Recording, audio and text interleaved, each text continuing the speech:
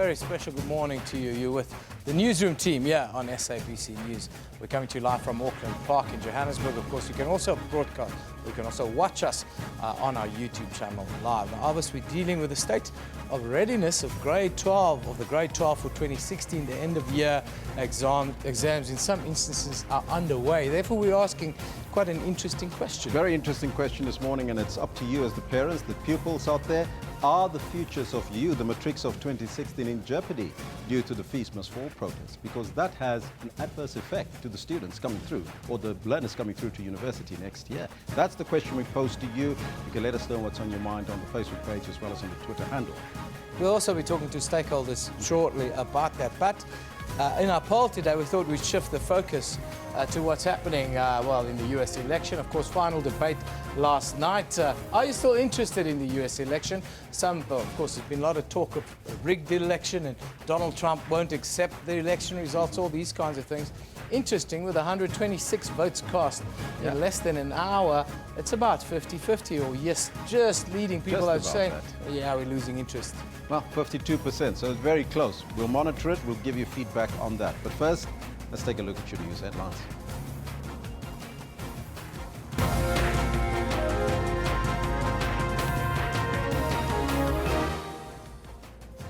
The Tshwane Metro Police Department has warned motorists and the public to be aware of a possible illegal fees must fall march in the city this morning. The University of the Western Cape has given students the option of writing their final examinations next month or in January next year after suspending face-to-face classes yesterday. And massive military forces is approaching the last ISIS Iraqi stronghold of Mosul, where 6,000 militants wait. Those are all your headlines, but before we get to the news, let's find out from Kendall Makamate what's happening on the sports front. Gentlemen, a hearty good morning to the both of you. It's Thursday morning and it's been busy, I can tell you that. Busy day, hot day. Yes. Oh yeah, one way, and it's all about football mostly. Good morning to you. This is what's happening in the sports today.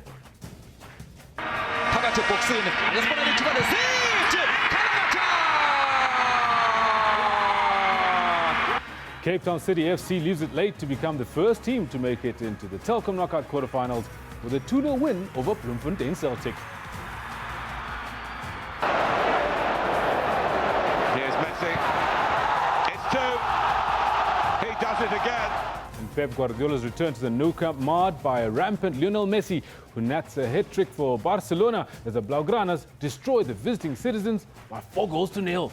It's a thrashing for Pep Guardiola here. And it's day 2 of the National Rugby Coaches Endeavour in Cape Town, where South Africa is plotting a new direction for the Springboks. Now, all this and more I've got for you later on in the Sports Bulletin at about 10:40 or so. But for now, it's back to Elvis, who's got the news.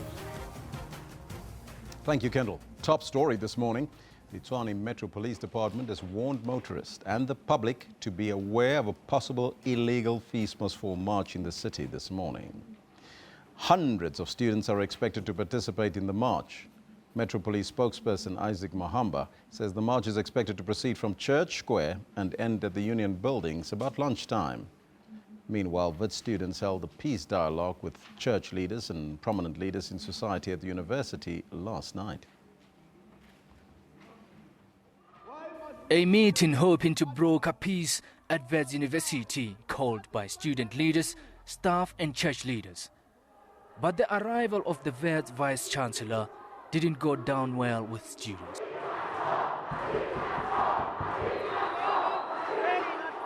The meeting then moved to Solomon Mahlangu House.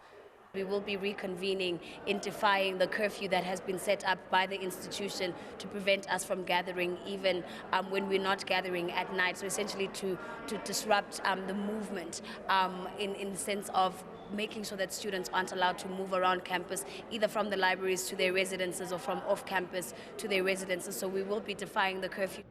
The university has been on a knife edge for the past 5 weeks. I feel that we're at a time where there's no point in pointing fingers, because I've been in South Africa for the last 22 years, and work still as a health protector, the issue of students suffering, being unable to register, and not being able sometimes to pay fees was brought to our attention whenever we're doing stakeholder hearings. I witnessed firsthand the deep-seated and profound anger that exists in our campuses, and it is intolerable.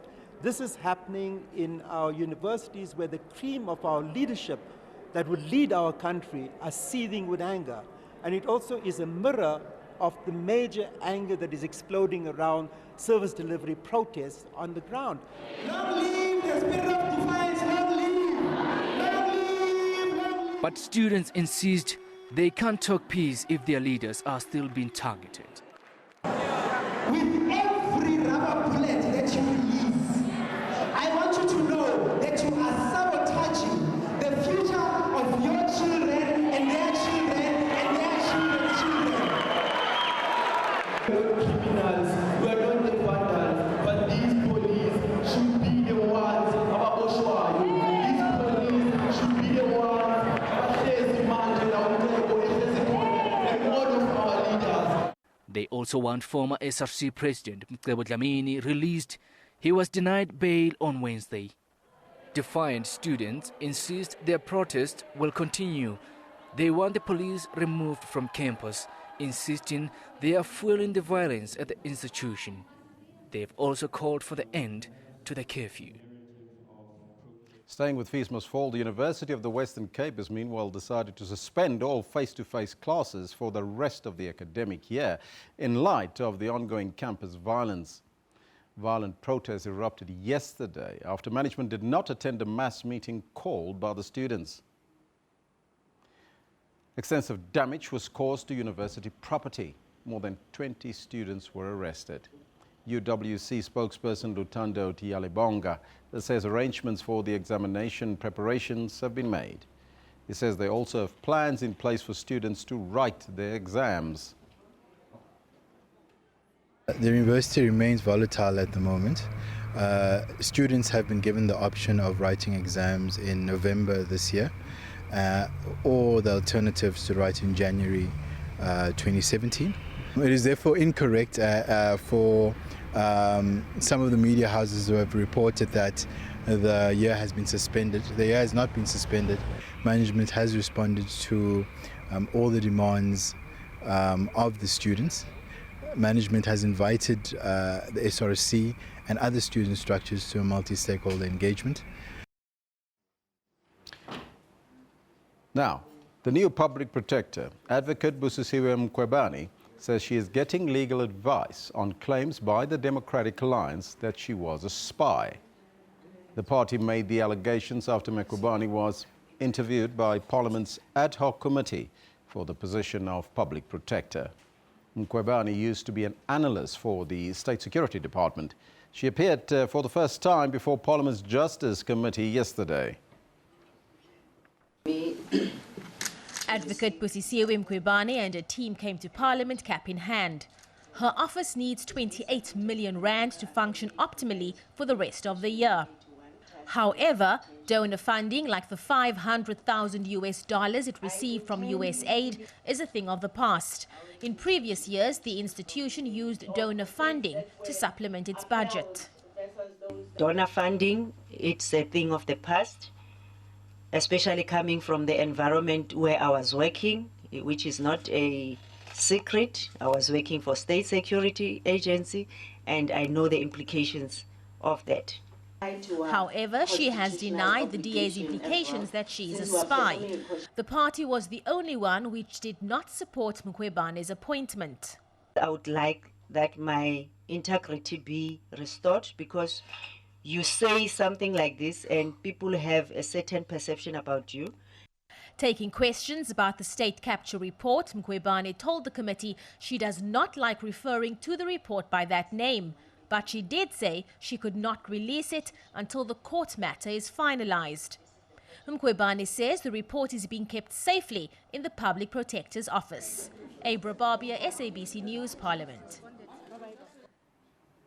Further afield now, Iraqi forces and Kurdish fighters are inching closer to the city of Mosul in Iraq, where the US officials say ISIS militants are using civilians as human shields.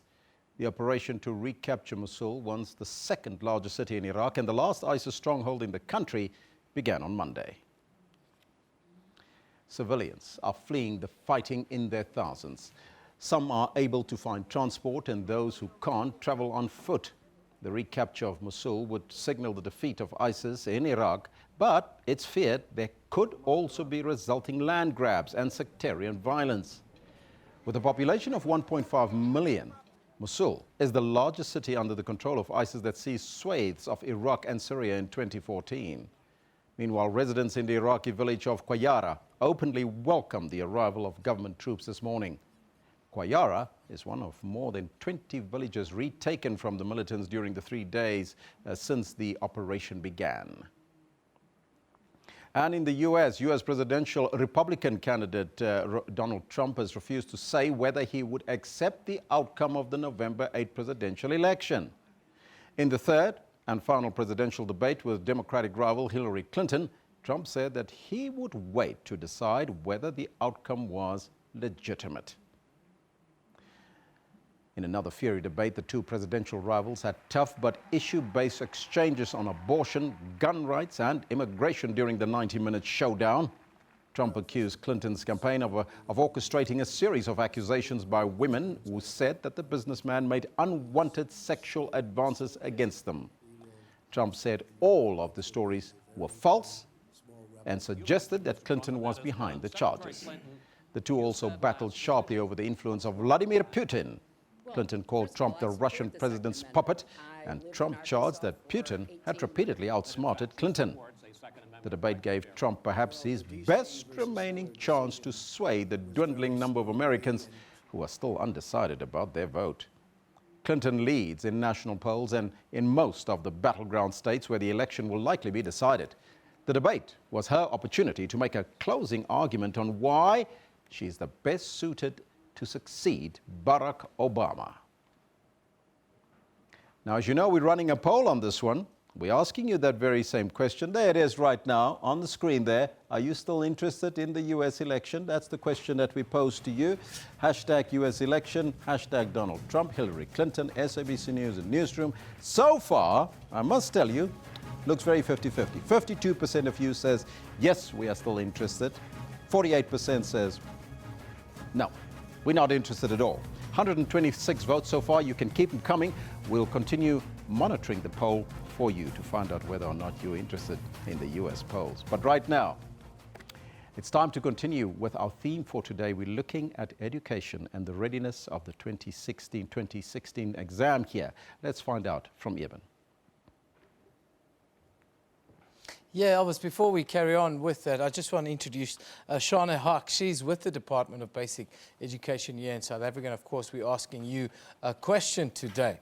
The question of the day deals with, well, the spill-on effect, the spillover effect of the Fees Must Fall protest. Are the futures of the MATRIC class of 2016 at risk due to the Fees Must Fall protests that we see rounding around the country now? Of course, I can tell you it's less than 4 days now before thousands of matriculants around the country begin a journey towards the next phase of their educational life.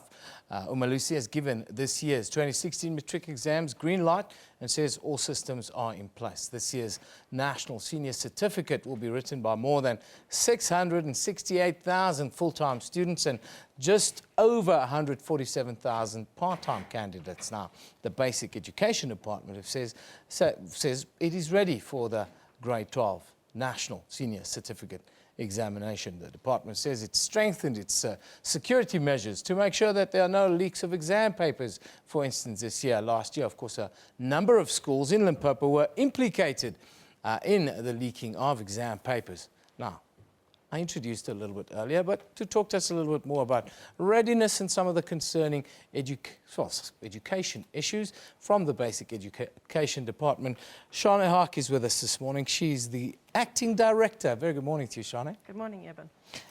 Before I ask you the question about the futures and the spillover into Fees Must Fall and that kind of thing, just give us a quick overview of your state of readiness for Matric 2016. Well, we've already had 2 exams take place this year. Computer applications took place on Tuesday. That was a practical exam, and today is information technology. So already The system has started up, it's running, it's going, and Monday it's elective languages, but the biggest exams start on Wednesday with all candidates writing English paper 1. The system is very much in place, with more than 11 million papers in storage, ready for distribution the morning of each exam. Security has been checked, it has been audited. The Portfolio Committee on Education has gone through to Limpopo to make sure that where areas of concern were raised, those things have been looked at. Mitigation strategies have been put in place if we pick anything up through the system, and monitoring and evaluation takes place by the minute every day since Tuesday. So we're very much ready, the system is ready, and we're now just holding thumbs, toes and everything to make sure that our kids make us proud as a nation. Now, of course, we're in the grips in South Africa of dealing with fees must fall protests around the campuses, and of course the matrics that are sitting down now, they will be going into universities around the country. Are you concerned, do you have concerns that with the protests and the threats that the academic year could be halted or stopped completely, or exams even forced to be held next year? Are you concerned? Government is working very hard, Eben, with all stakeholders through the Interministerial Committee to make sure that the 2016 academic year is being saved in order to make sure that students at tertiary level can write the exams. It is a concern. It's a national concern, and for everyone. As basic education, we rely on teacher students to come through the system to take up posts that we need in schools. So it is really a multi-pronged approach in terms of the Interministerial Committee and the working teams really engaging with all the different stakeholders on a daily basis to really try and commit to saving this academic year at a tertiary level. Of course, annual national assessments was the talking point before that. Can you give us a little update on it? What I can say at this stage is that there's consensus between the department and all the teacher unions that there has to be a multi-pronged approach and a model for assessments. And we're at the final stages of discussions and finalising that multi-pronged approach. And as soon as there's agreement, the Minister will be making a public announcement on that in terms of how assessments are going to look throughout the system in basic education. Of course, in South Africa, the one thing that always pops up at this time of the year is, leaks, and we're concerned about leaks, and we saw leaks last year. Are you concerned about that, or are you happy with the kind of process that's in place? The audits that have been done have been very thorough, both internally and externally. Where concerns were raised with provinces, those risks have been mitigated and they're being double-checked. Through the department, through the provincial departments, we've appointed monitors internally and externally to try and make sure that that doesn't happen again. Like I say, we've put all these plan Bs and Cs in place so that we can act swiftly if something does happen. But at this stage, we are very confident that we have a secure system and we will probably not see the same result. Now, just scanning the numbers myself, I see there's quite an increase in matriculants sitting down for the exam this year. Why is that? It's the largest cohort of matrics that has ever written, 9,000 more than last year. It's literally showing us that our retention plans to make sure that learners stay within the system, the quality, the redress, the programs that we've put in place in terms of support of learners is working. So it's fantastic to see more than 900,000 matriculants sitting for this year's exam. Now, personally, I'm against the number thing, so many passed, so it was successful. But do you still look at that, and what sort of numbers would you be happy with this year? Well, you know, anything in the upward movement, everyone would always be happy with. But we don't specifically just look at the percentage mark. Everyone does only look at that mark. We look at the quality in terms of what are the increases in terms of university exemption, what are the increases in terms of subject numbers, etc. And just an interesting fact is already in terms of our stats for this year, we can see that more learners have registered for mathematics rather than mathematic literacy. So, you know, those systems are in place. So we look at the quality rather than just the end percentage mark. Yeah, just the number. Unfortunately, sometimes we politicize these numbers in South Africa. That's what makes it so difficult. Shana, thank you for coming in today and talking to us about, well, what is always a very important event on the South African calendar every year is MATRIC results. Thanks for coming in. Thank you very much, Eben. Appreciate it. Now, that was the Basic Education Department spokesperson, Shana.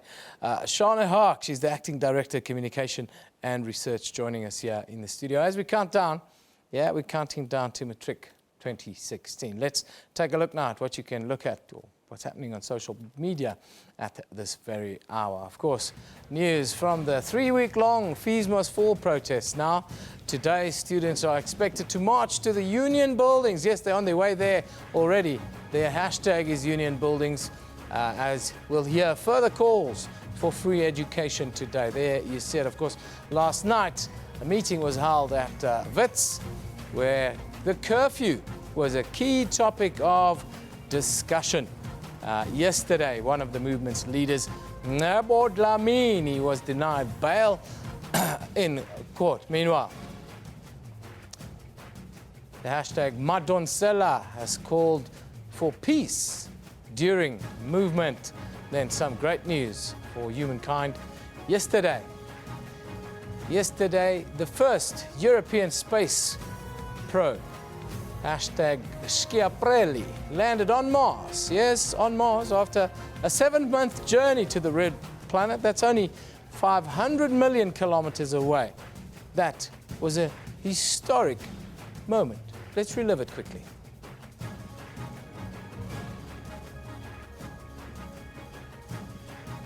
Of course, in the run-up to plans to send humans to Mars in the 2030s, then, of course, the one that had all the tongues wagging around the world, the third presidential debate. Yes, debate night was the hashtag between Hillary and the Donald. Here's a tweet from Hillary Clinton herself, who says that feeling when you win 3 debates straight. And, of course, the @real Donald Trump is in hot water again after he called Hillary a nasty woman. He also says the elections are rigged. Oh, and you can bet that there are memes going around. Let's just take a look at some of these. What was Hillary doing every time she looked down the podium? Was, well, some of the memes doing the round. Now, of course, yesterday we asked a straight-up question to you. Should Wade van Niekerk be named World Athlete of the Year? Let's take a look at what you said about this. That was a question we put out there yesterday. Lechasa says, Newsroom, let's not talk about color. Yes, Wade van Niekerk should be named World Athlete of the Year. Amen. Let's not forget Caster Semenya. Caster, of course, is also been nominated in the similar category. Devoe Johnson says, Newsroom, yes, definitely Wade should be Athlete of the Year. I'm from the US, and I'm so glad he broke the 17-year-old US world record held by the legendary Michael Johnson, we have to add. Butler says, not happy at court how the Shembe case was ruled. Shembe's son should be the one to lead the church, not someone else, of course. That was the poll that we ran yesterday with regards to this. Newsroom, the Shembe church was first divided in 1976. The court battle was just about Ebuleni's subfaction, and of course this is a discussion that will carry on. But when we ran the poll, 86% of you said you're not interested. Now, moving on to our picture of the day. This one comes from Decolonize South Africa, and it is captioned, Action at CPUT. Now, this is my former university. It's really sad to see that the administration building now has been torched there. But yeah, some of the pictures coming out of there. Of course, yesterday the story was the assault of alleged bouncers beating up reporters on the premises, both at the Bellville campus and at the Cape Town campus. Incidents were reported. Interesting. Yeah, that's my alma mater, sad to see. Now, a comment of the day.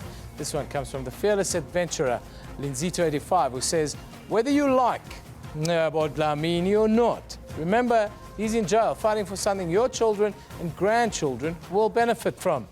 Fair point there. Let's now move on and take a look at what is happening in the courts here in South Africa. We'll start in Port Elizabeth, where 31 students from the Nelson Mandela Metropolitan University NPE, that's in the Eastern Cape, are expected to appear in the city's Magistrates Court on public violence charges today. They were arrested yesterday following clashes that erupted between the police and students. Then in George, just a little bit further down the N2, 8 students involved in fees must fall protests in George, that's in the Southern Cape.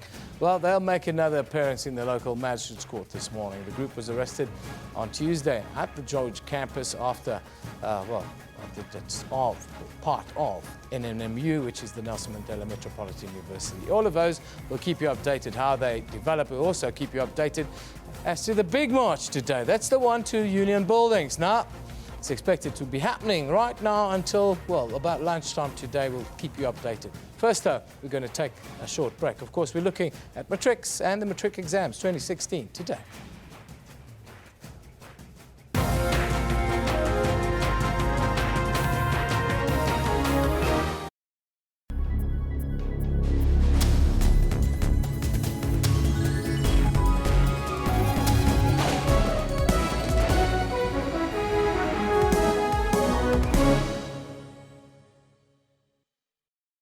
The decision to reappoint Dudumyeni to chair the SAA board was again heavily criticized by members of parliament. Tell us whether she still believes that it is in the best interest of the airline that she doesn't resign. We're satisfied that we have the necessary skills to take the airline forward.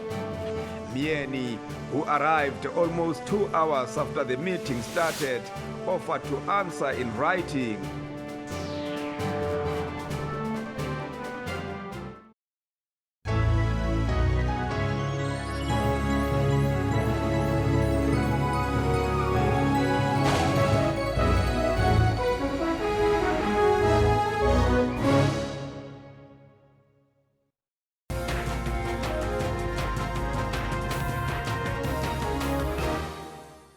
Now, remaining with our theme for today, which looks at the state of preparedness ahead of next week's 2016 matric examinations, the National Association of the School Governing Body has praised the department to Malusi, parents and teachers in what it says was a challenging year for matriculants in some areas. Now, for more from the National Association of the SGB regarding this year's matric exams, we are joined in studio by the governing body's Secretary General, Matekanye. Mr. Matekanye, very good morning to you and welcome. Good morning, Elvis. Good morning.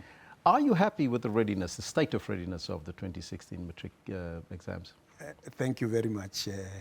And I would like to also greet your listeners, Elvis, and all the South Africans who are watching the show. We are really happy with the preparedness of the exams, in the sense that this year really we did not see much of what we used to see in the past years. You know, the question of the unrest, the question of the protest and all those things. We didn't have such this year, except, well, in Vuani, where then the protest that was not really related to education impacted on the education. Yes. However, one is happy that the Department of Education at national level, at provincial level, salvaged the situation quickly, and they took the grade 12s to 3 camps, and I happened to visit those 3 camps, one in Seshiru, the other one in Tsaneni, and the other one in Venda. And what is your assessment from that?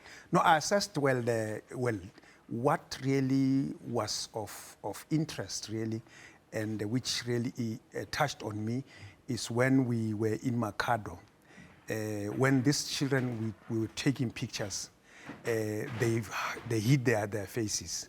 But I could see that really there's a reason they did not want to be seen, you know, in the pictures. So that was that touched me. But in other camps, really, they were not worried about that, and that was touched me a lot. That really, what is really happening in Vuani is impacting seriously on our children, you know, by not really proudly and boldly coming forward for the cameras, you know. Yes. That but was. Other than that, are they ready? Are they prepared? No, they are ready. They are ready then because the teachers did splendid work. The Department of Education also supported, although, well, then there were some challenges there. I think food and all those things, we quickly communicated with the department and they corrected that.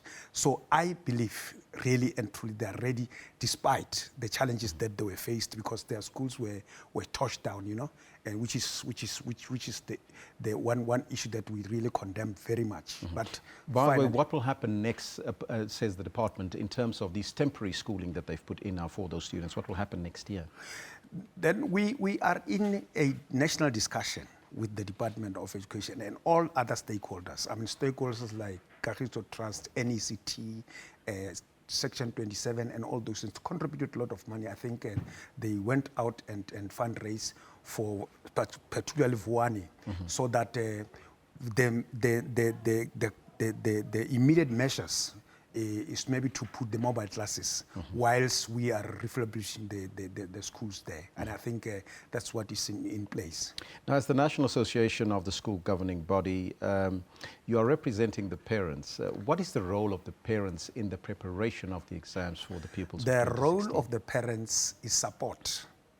They support their children, it's the support of the teachers, it's the support of the management, it's also the support generally of the school governing body, although the school governing body is the body that represents the parents, but we have to support them from behind, parents generally. So the support I'm referring to, one, that well, there are chores at home for our children, then we are saying, I mean, they've been really relieving them. Yes. All this time they've been relieving them, and they've been supporting them. I think you'll understand that the electricity, they must study at home, they must do all these things. The electricity is being paid by parents, food is bought. So we are saying support these children, and particularly even now, support these children, even make sure that in terms of invigilation, if there are parents who avail themselves, who are not working, just go to schools, make sure that these children feel safe when they see you there, although, well, there's no more threat because parents have come up. And National Association of School Government has a program that says parental involvement. Parents must be involved in daily work of their children. They must be involved, seeing to it that now children go to school safe, children come back home to safe, and also they are supported at home. So that is now the program that we feel maybe through the platform such as this, then you can give us so that we can talk to the parents January to say, please, we want all the parents to come on board in support of their children. Because if we don't, as parents, support, then we'll never achieve quality learning and teaching in our country. Now, I would know that, and you would know that matriculants are looking forward to next year, 2017, when they either enter into institutions of higher learning or even go to work. But it's a very important one that's currently happening. The Fees Must Fall protest that's currently happening in the country. There's also a march taking place in Pretoria today with regards to this. Are you, as the SGB, worried about that, and how will that impact on matriculants finishing off this year, going to institutions of higher learning next year? We are really worried. We are really worried, and we hope this impasse can be resolved as quickly as possible. Yes. Worried that our children at university level should write, so that they give space for their brothers and sisters who are coming into the institution next year. But we are also worried if then really our current children who at university do not complete, then there will not be space for our children who are doing MATRIC this year. So it's really a serious crisis, national crisis. But we are part, as National Association of School Leaders, of the national discussion, the national dialogue, to ensure that now how do we resolve this impasse as quickly as possible, so that we should not have crisis like in the past, you know, crisis in education, and find that it's been deepened and all those things. So then we at the end have a generation which is called a lost generation, or we don't really want to see, but we are really, really worried as National Association, as parents generally. Mr. Matekane, thank you so much for your time. Thank you very much. Thank you very much. Now that was Matekane, the Secretary General of the National Association of the School Governing Body. We will continue this discussion today. Now, comments. Hundreds of students are expected to participate in a Fees Must Fall march. We just talked about that right now, to the Union buildings this morning. Let's take a look at what you have to say about this. First one here from Jonathan Searle says, Dr. Jonathan Searle, Fees Must Fall by their acts of violence must understand the SAPS is not trained for this kind of unrest, so you must be strong. That's the advice from Dr. Jonathan Searle. This one from Aletaha says, Fees Must Fall, get it right at last. March to the union buildings. Wow. Plus here, I was ready to write you off. Well done. I am there in spirit, says Aletaha. Johan says, in a country where the liberators become the oppressors, then democracy becomes compromise. Hashtag fees must fall. Anati says, how do you sleep at night knowing that you're shooting students for demanding their birthright? Hashtag free quality education. That's a question mark there from Jonathan. So those are some of your comments. You can keep them coming on the Twitter handle as well as on the Facebook page. But let's now take a look at what's happening on our Facebook page, by the way. And we start off in KwaZulu-Natal, where the province remained the highest number of new HIV infections in the country and possibly the world. Now that's according to a study conducted by the South African Medical Research Council, looking at the HIV hotspots in the province and the country. Now that's very concerning there. Then on to Telkom, that has confirmed that it will be providing free data to students who cannot access academic materials due to the ongoing student protests. The company says it is committed to supporting education within South Africa. And I can assure you that a number of students are currently jumping for joy looking at that particular statement from Telkom.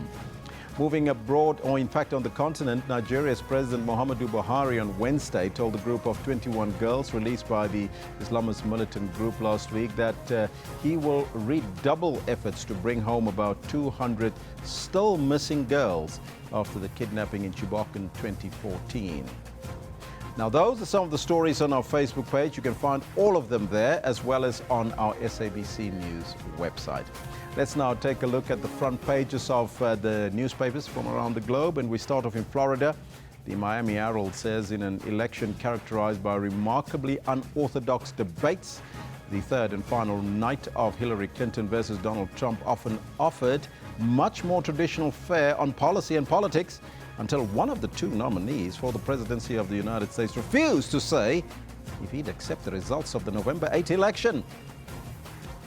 Let's move to Israel now, where the Jerusalem Post, let's see if we can get that picture up, reports that the Prime Minister Benjamin Netanyahu said yesterday that he hopes that the U.S. President Barack Obama will not support a Security Council resolution against Israel during his remaining months in office. That's in Jerusalem there. And then we finally move to Australia, where the Australian says the Turnbull government fears the mid-year budget update could be a catalyst for Australia losing its AAA credit rating, with Treasury sources confirming that the tripling of coal prices will not bring a budget bonanza. Those are the headlines in the newspapers from around the globe. Right now, we'll take a break and we'll continue our discussion today looking at the readiness of the class of 2016. That's the MATRICs. After the break.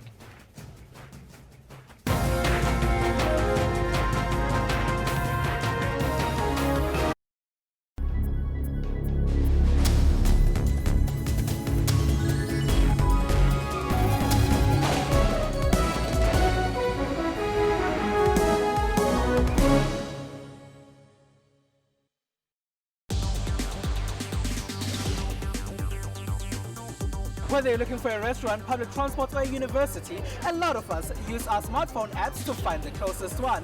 On Network, we chat to those who play a role in Africa's tech space. We have taken financial services closer to the people. Yeah, mobile penetration is pretty high. Apple take 30%, keep 70%. On Network, we give you Africa's social media and technology news. That's Network with Ms. Phumelele Zondi every Sunday at 7:30 p.m. Central African Time.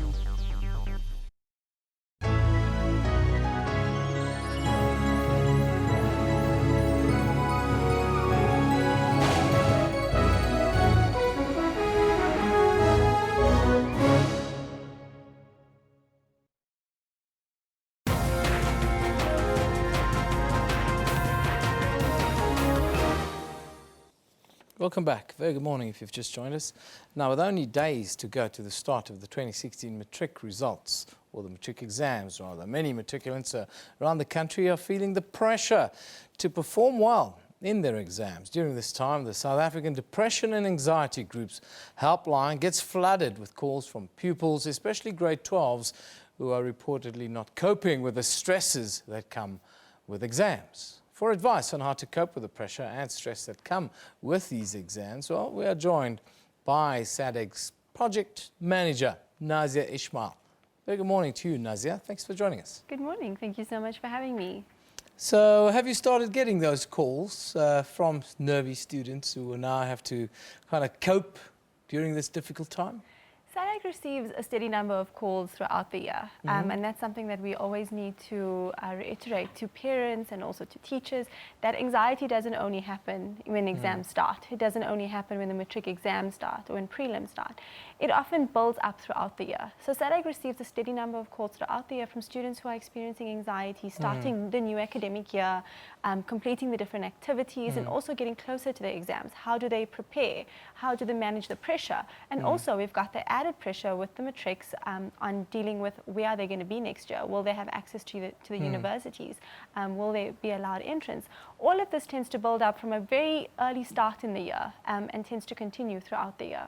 You touched on it briefly. There's a question we're asking our viewers today, is that the effect that it would have on the mentality of matriculants this year. Do you think it has? Do you think it adds added pressure?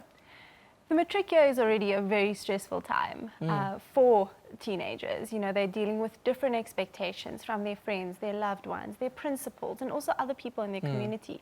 They're expected to perform, to do very well. And those that are doing very well will be looking to pursue university and an academic career. And with the situation at the moment, that's not quite guaranteed. And that can definitely add pressure to their lifestyle. You know, it can also affect their motivation to achieve, motivation to do as well as they're expected to do if they don't know where they're going to be next year.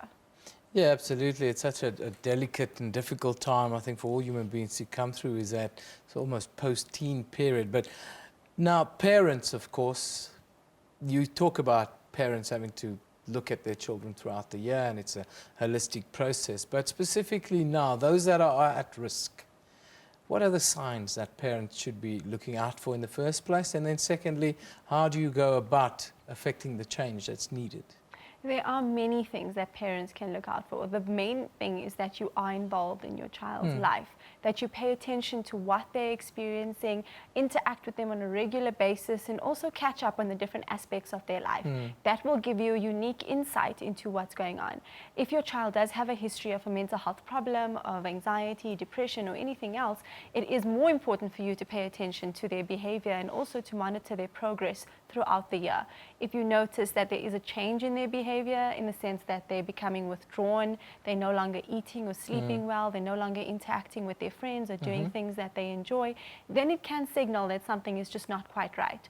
Also, if you notice that they are experiencing anxiety and they communicate this with you, it is very important that you play a supportive role. It's not good to tell them to get over it or to just get through this year, but to rather discuss the feelings with them, discuss what they're experiencing and what can you do to play a more supportive role and also get them the right help. Yes, South Africa's a tough place like that. They normally tell you to man up in the case of boys, or walk it off, or be tough. But resilience is something that it's capacity that you build. I'm sure that's something that you guys are involved with people that come to you, especially students. How do you help them? What do you do with them? SADC is a mental health NGO that provides free telephonic counseling nationwide to people dealing with all types of mental health problems. When we receive calls from students who are experiencing issues of depression, anxiety, and also just a little bit of stress leading into the exam period, we often try to work in a system of contain, counsel them to the best of our ability, and most importantly, refer them to a mental health professional where they can get face-to-face help. We have help for everyone. People who are able to afford private health care, and also people who are looking for free resources in order to cope better. Now, I wanted to ask you about the high levels of untreated mental illness that we see in South Africa. I think the numbers are staggering. It's about 1 in 3 of the entire population. It puts the number at about 17 million. Stigma, is that even a greater problem amongst young people, especially matric or teens? The stats in South Africa show us that 1 in 3 South Africans suffer or will suffer from a mental health problem. That is a large amount of people who are dealing with issues, but unfortunately not enough people talking about it. What we find is that across the ages, across the cultural diversity, across the different socioeconomic statuses, the stigma is present. People do not want to talk about mental health problems. They don't want to access resources. They don't want to access support. And unfortunately, this results in it getting to a point where it's not manageable and it can get out of hand. What we often do find is that the stigma, especially around teenagers, is to not show that you're weak, to not show that you're not coping very well, because you're expected to cope. You're expected to reach those expectations and to achieve as much as you can. But the minute you feel that you're not coping, there's no one really to turn to. That is why we need to create a very supportive and safe environment at our schools and in our homes to make our teenagers more comfortable to share what they're experiencing. Now, of course, the extreme case of all of this quite often at this time is suicides. We see that. Is it really as prevalent as it's made out, or are these the isolated incidents? During the matric exams and towards the end of the year, especially also when the matric results come out, it's definitely more highlighted in the press and media. You know, there's certain situations where suicidal teenagers reach the media is often very highlighted and taken quite far. But STATAG receives a steady number of calls throughout the year from teenagers who are contemplating suicide or dealing with mental health problems. There's no stats that indicate that it spikes during this time of the year or when the matric results are released. It's just more highlighted in the press and media. Nazia, thank you for joining us today. Project Manager at SADAG. That's the South African Depression and Anxiety Group. There we go. Sorry, I can't know it all always, Nazia. Thanks for joining us today and dealing with this very difficult issue. It is for all parents at this time of the year to deal with, well, the pressure that's on a matric pupil. Thank you once again for coming in and talking to us now. Of course, we're running a poll today. We've been asking you, are you still interested in the US election? Are you still interested in the US election, especially after another defeat? Now, the number stands at 155 votes. 155 votes right now. 54% of you are still interested in the US election. Yes, it will affect the world that we head in. So it's a little bit concerning that 46% of our viewers, they say, no, we're not interested. That poll's been running just over an hour now. We've got 155 votes in, so keep it coming. We love hearing from you here on the Newsroom show. Of course, it's been about Donald Trump. Let's have a look at what's been said about Donald Trump after last night. Horia says, to the degree to which Trump is an existential threat to the Republic is hitting me really hard right now. That one from Horia. Yes, an existential threat. Jeff Button. Seriously though, if years from now this debate is considered the turning point in the collapse of straight white male privilege, I'm good, says Jeff Button. Then Rachel Ann says, how can people say Trump stayed on topic when he couldn't answer any question and wasted time being agitated and offensive? That's Rachel talking about debate night as it is.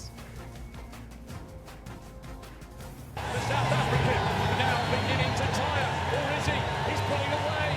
It's an unbelievable victory by a huge margin, a century of history, and 43.03. I can't believe it.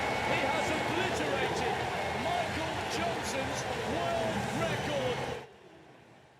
Yeah, it was a performance that stopped the world at the Rio Olympic Games. Gold medalist Wade van Niekerk stole the limelight, shocked the world, set a new world record in the marquee event. Now he's nominated for World Athlete of the Year. 100%. This man has done what no other person had done. 17 years this record had stood, and he lit up Rio de Janeiro. He lit up the Olympics. And yes, he's been nominated to be the men's World Athlete of the Year. Fantastic stuff. We're looking right now. He did it in 43.03 seconds. You know you've made it in life when Serena Williams comes over to you to take selfies with you, isn't it? 100%. And even when Serena Williams comes over, when Usain Bolt stops his press, with like his little media briefing and goes straight through to go and congratulate this man. We also do have, of course, Caster Semenya, yes, gold medalist. That's the Caster's been nominated as World Athlete of the Year as well. Short list, I think, of around 10 athletes, but she also deserves to be there. Could it be that we could have World Athletes of the Year, both male and female, 100%. in 1 year? Would that be the greatest achievement by South African athletes ever? I think so, especially in the context that we're living in right now. There's a lot of sadness, there's a lot of heartbreak, there's a lot of anguish and strife in South Africa. These two have actually uplifted all of our spirits and done extremely well. We're seeing a little bit of Wade van Niekerk's race. We're also going to see a little bit of Caster's race as she wins her gold medal in the women's 800 meters. Talking about Wade's race, this was such an incredible performance. You see him in the outside lane. He was given no chance to even win the gold medal because it was such a bad draw. But he just kept going. He just kept running away from them. Yeah, the commentator says, oh, they're catching him. They're catching him. No, they're not catching him. There goes he. And he kicks again. Yeah. And he goes on to win it in a record time, 17 seconds faster than anybody else had ever done it before. 15 seconds rather, so 0.015, I got it wrong. Now, fantastic stuff by this The only disappointment for me was that he didn't go under 43, because then there would be no doubt, because, you know, this is breaking new ground in the world of athletics. No, absolutely, but I do believe the World Championships coming up next year, he's definitely going to be able to do it. And of course, Caster Semenya, you know, she's been vilified throughout the world. So many people are talking about this and talking about that, and she did it. Her feet did the talking on this night, and she won the women's 800 meters and did extremely well, getting gold, and she's now the world champion as well as the Olympic champion in the 800 meters. Now, we've got some work to do, all of us here on the African continent. South Africans, please, you have to get voting for our stars. Vote for Caster and Wade, and please vote for Wade. Yeah, of course, there are a couple of absolutely. Kenyans on the short list as well, but you go to the IAAF site, here it is on screen, and you go and vote for Wade, and you go and vote for Caster. 100%. You can do it on Facebook as well as on Twitter. And this is what the pages look like. You're looking for IAAFworld.org, Athlete of the Year on Facebook and on Twitter. And this is what you find. And go ahead and vote, because they're up against some stiff competition. Yeah. But they've done pretty well themselves. Yeah, I think the best performances, of the year is probably Wade's is the best one. And also, of course, Caster is just in a class of her own, the kind of 100%. times she's been running. And comeback, I think she might get comeback of the year. But Tsetse Munari is here, evergreen as always, in his lovely brown frock today. What do you think of these performances? I think absolutely stunning. Bias aside, but I think they were really brilliant. Wade van Niekerk, definitely something out of this world. And then Caster, you guys, I don't know if you've seen it somewhere on a Twitter page. She showed how many kilometers she's done in preparation for the Olympics and for what she has done. It is quite a lot. I mean, I don't run that much in 10 years. And imagine she did it in just 1 year. So she does quite a lot. I'm talking thousands of kilometers in preparation, guys. So that's dedication, and that's absolutely someone that deserves to be where she is at the moment. Thank you, Tsetse. Don't forget to vote. This is where you go and vote. My vote for Wade van Niekerk. It's on the IAAF's Athletics Awards website. The awards is on the 2nd of December. I think the voting closes about a week. 1st of November. 1st of November. Votes closed. So you've got a couple of weeks to go and vote for Wade van Niekerk and Caster Semenya. Thank you very much, Kendall, for bringing this to the fore today. But let's go back to Tsetse Munari now. He'll give us the weather update.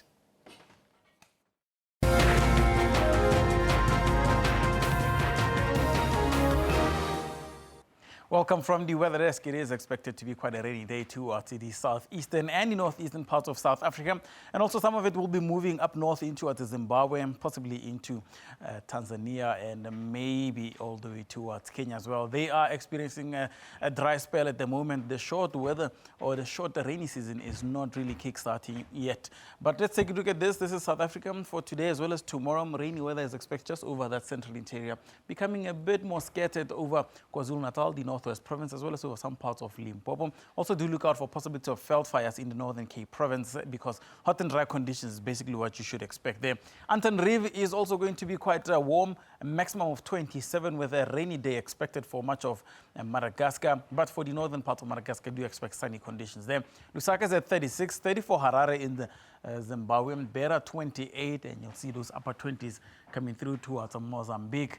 Bloemfontein at 25, 31 for Upington. In fact, 31 is quite moderate. It's going to be quite hot for the Northern Cape Province. Upington expecting to go as high as 37 degrees.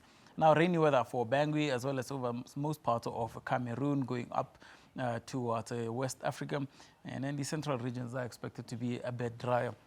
some partly cloudy skies are coming through towards the central part of Kampala, Juba, and definitely towards Yaoundé and Libreville. There should be rain along those parts for you. It will be stretching all the way down towards the southern parts. And clear weather is expected all the way towards Lilongwe with a maximum of 29 degrees. And hot weather is expected just along the central interior. Partly cloudy skies for Nairobi, and again, hot weather all the way in towards Mogadishu, Addis Ababa 24, and I do expect those hot conditions just towards the northern parts of Africa here. It's going to remain quite dry. A bit of rain will be coming in towards the western side, going towards Conakry, as well as over much of West Africa. In these regions, you should expect extremely hot weather, although rainy conditions will be coming in just towards the central part and mostly towards Cameroon. And you'll see temperatures for N'Djamena going high as about 40 degrees. So do expect a bit of an uncomfortable or hot day. Niamey is also included there.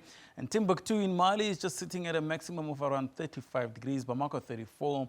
And for all those that are going to be in Ouagadougou over Burkina Faso, expect some partly cloudy skies, but not much rainfall is expected there. Maybe just those cloudy conditions and hot weather as the heat is trapped just between the Earth's surface and the clouds. Conakry at 29. Dakar is going to be quite sunny. For all those that are going to be in Gambia, do expect a bit of cloudy conditions, but just in patches. So it will mostly be quite sunny. Las Palmas is cool with 24, and Tunisia's capital reaching a maximum of 31 degrees. So do expect a hot day and a bit of cloudy weather with moisture expected later into the afternoon. That's all from the weather desk. Do stay tuned. There'll be more here on Newsroom.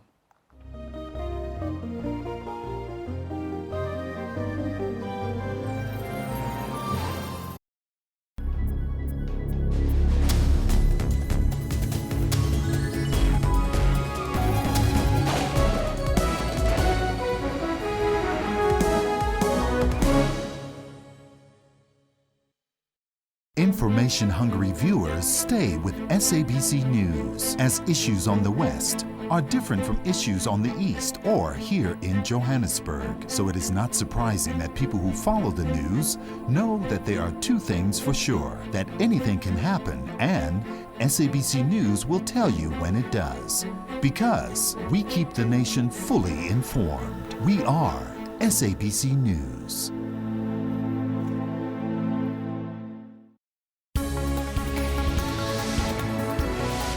Keeping you up to date with business developments. There's no shortage of money in the system. There's a shortage of implementation capacity to actually get things done.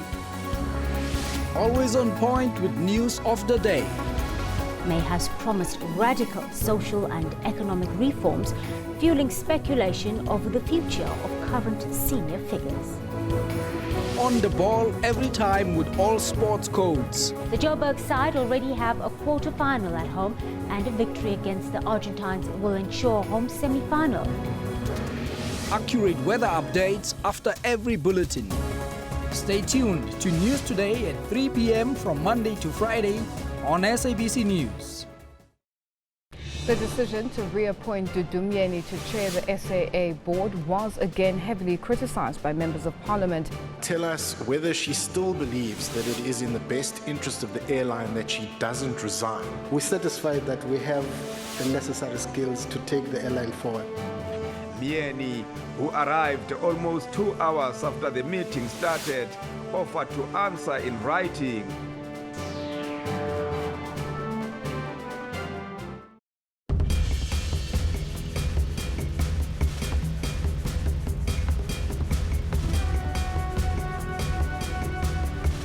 Did you know that Vilakazi Street is the only street in the world to have housed 2 Nobel Prize winners? Vilakazi Street in Orlando West, Soweto, southwest of Johannesburg in the Republic of South Africa, has been home to Nelson Mandela and Archbishop Desmond Tutu. Nelson Mandela's house was a modest family house from 1946 and still maintains those features. Archbishop Desmond Tutu still owns his house in Vilakazi Street since 1975 and often goes to stay there when visiting Johannesburg. Because of its popularity, the street has an influx of tourists. Restaurants with local cuisine have mushroomed around it, creating job opportunities for the locals and improving the lifestyle in the area. Orlando West High School in Vilakazi Street is known for its creative role during the famous 1976 uprising.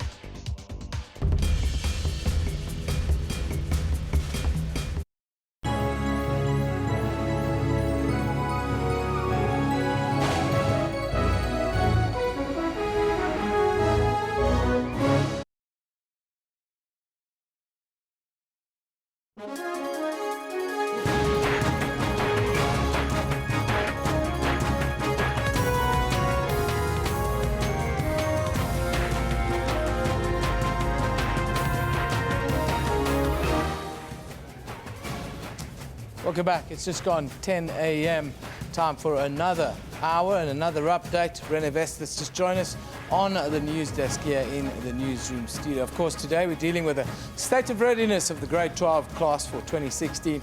Well, they're heading into their end-of-year examinations now, and we ask you the question, are the futures of MATRICs of 2016 in jeopardy due to the fees must fall protest? Rene, there hasn't been a lot of traction, but let's have a look at some of the views that have come in.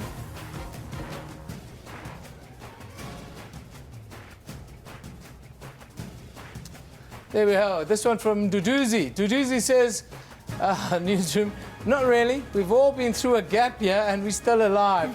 Yes, somebody has to pay for that gap year, Duduzi. Somebody has to pay for it, as always. We're asking you a poll question as well. Of course, it's Donald Trump caused another stir last night.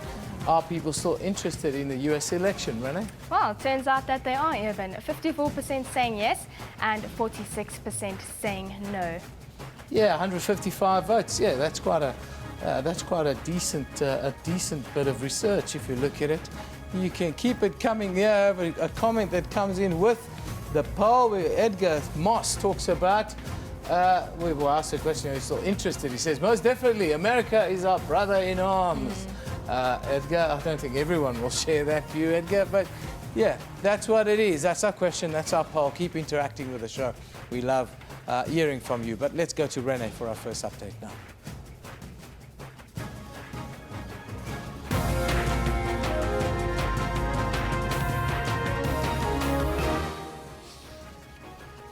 The Tshwane Metro Police Department has warned motorists and the public to be aware of the possible illegal fees must fall march in the city this morning.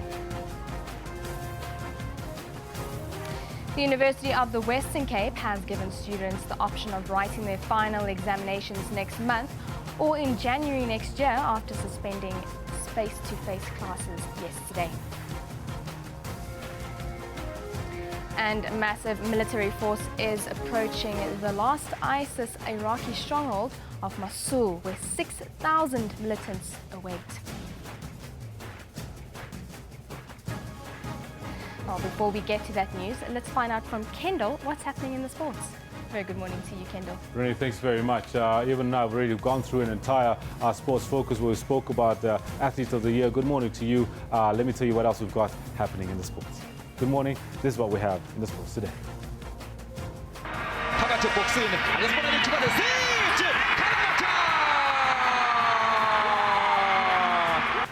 Cape Town City FC leaves it late to become the first team to make it into the Telkom knockout quarterfinals with a 2-0 win over Bloemfontein Celtic.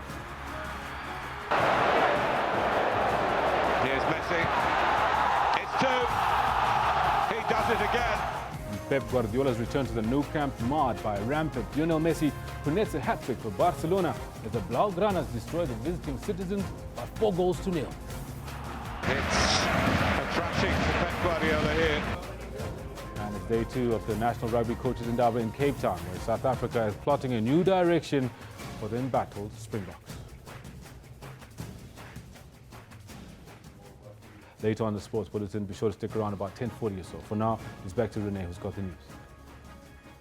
Thank you, Kendall. The Tshwane Metro Police Department has warned motorists and the public to be aware of the possible illegal fees must fall march in the city this morning. Hundreds of students are expected to participate in the march. Metro Police spokesperson Isaac Mahamba says the march is expected to proceed from Church Square and end at the Union Buildings about lunchtime. Meanwhile, Wits students held a peace dialogue with church leaders and prominent leaders in society at the university last night. A meeting hoping to broker peace at Wits University, called by student leaders, staff and church leaders. But the arrival of the Wits Vice-Chancellor didn't go down well with students.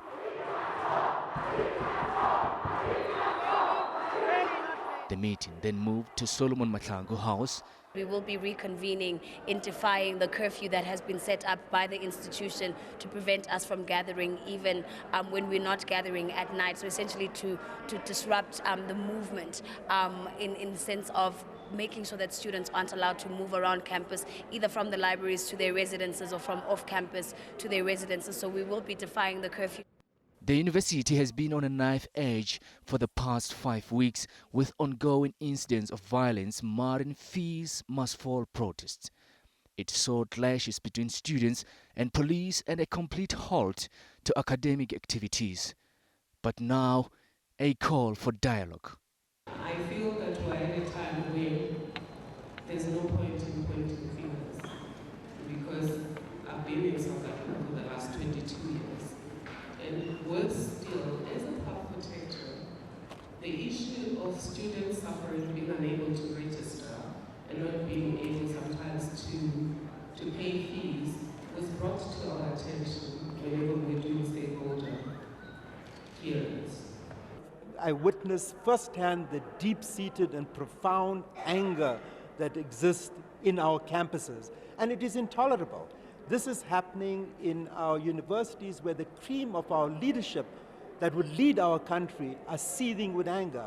And it also is a mirror of the major anger that is exploding around service delivery protests on the ground. Long live the spirit of defiance, long live! Long live! Long live! But students insist they can't talk peace if their leaders are still being targeted.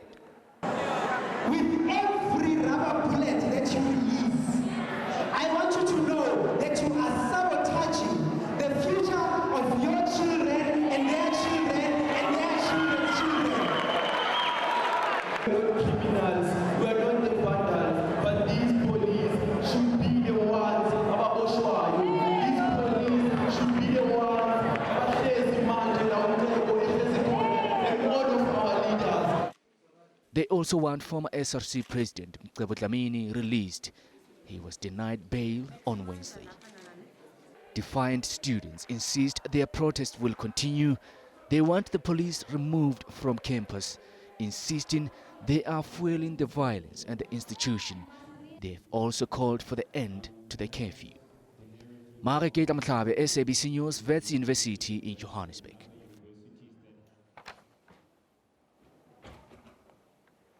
Well, we can tell you now that more than 3,000 students, that's the number we've confirmed now, are expected to march on the union buildings in the capital actually right now to call or to continue the call for free tertiary education. Most streets in the capital CBD will be affected. The Tshwane Metro Police Department has warned motorists and the public to be aware of this march. Of course, students are now gathering at Church Square.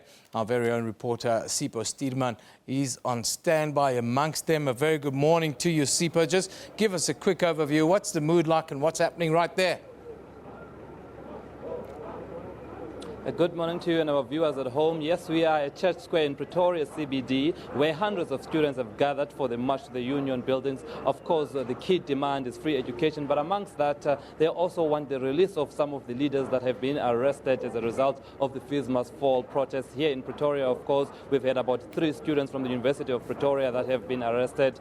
2 are currently out on bail, and one of the other leaders is still behind bars while officials, or should I say court officials, are trying to confirm his home address. So those are some of the demands: that free education, free our leaders. And right now, actually, they mentioned that they expected thousands of students to gather here, but it's not quite as big as perhaps as they had anticipated, because right now behind me there are, of course, students, but it's only a few hundred, and perhaps it will the numbers will increase as the day goes, but we will see. But right about now, as you mentioned in that intro, that the Tshwane Metro had called this gathering illegal, and I'm just going to try to get an understanding finding here from the Tshwane Metro spokesperson, Isaac Mahamba. Please talk to us. How is this march illegal when you send out a communique indicating that it would happen? It seems to me you were aware of this. Good morning, and good morning to the viewers as well. Yes, we can confirm that the gathering and the march itself, it will be declared illegally. What happened is that the student organization, their leaders, they came to us and applied for the formal march. They couldn't meet some of the requirements for us to give them the permission for them to take part in the said march. The reasons for them, or the reasons for us not to issue an approval, is that one, they couldn't give us a letter or a confirmation letter that states who's going to receive the memorandum at Union Building. That's one of the requirements. Two, they indicated to us that they will be ferrying students from all the provinces to the Church Square, and from Church Square they'll march to the Union Buildings. Remember, Church Square, there is no place that we can, park more than 10 or about 10 buses. Hence, we advise them accordingly to say for them to have, that parking space, they should go at the old Padco depot just nearer to Marabastad. They refused that, and they indicated to us they will march whether we granted permission or not. Hence, we couldn't grant them the permission, and they declared that the march is going to be illegal.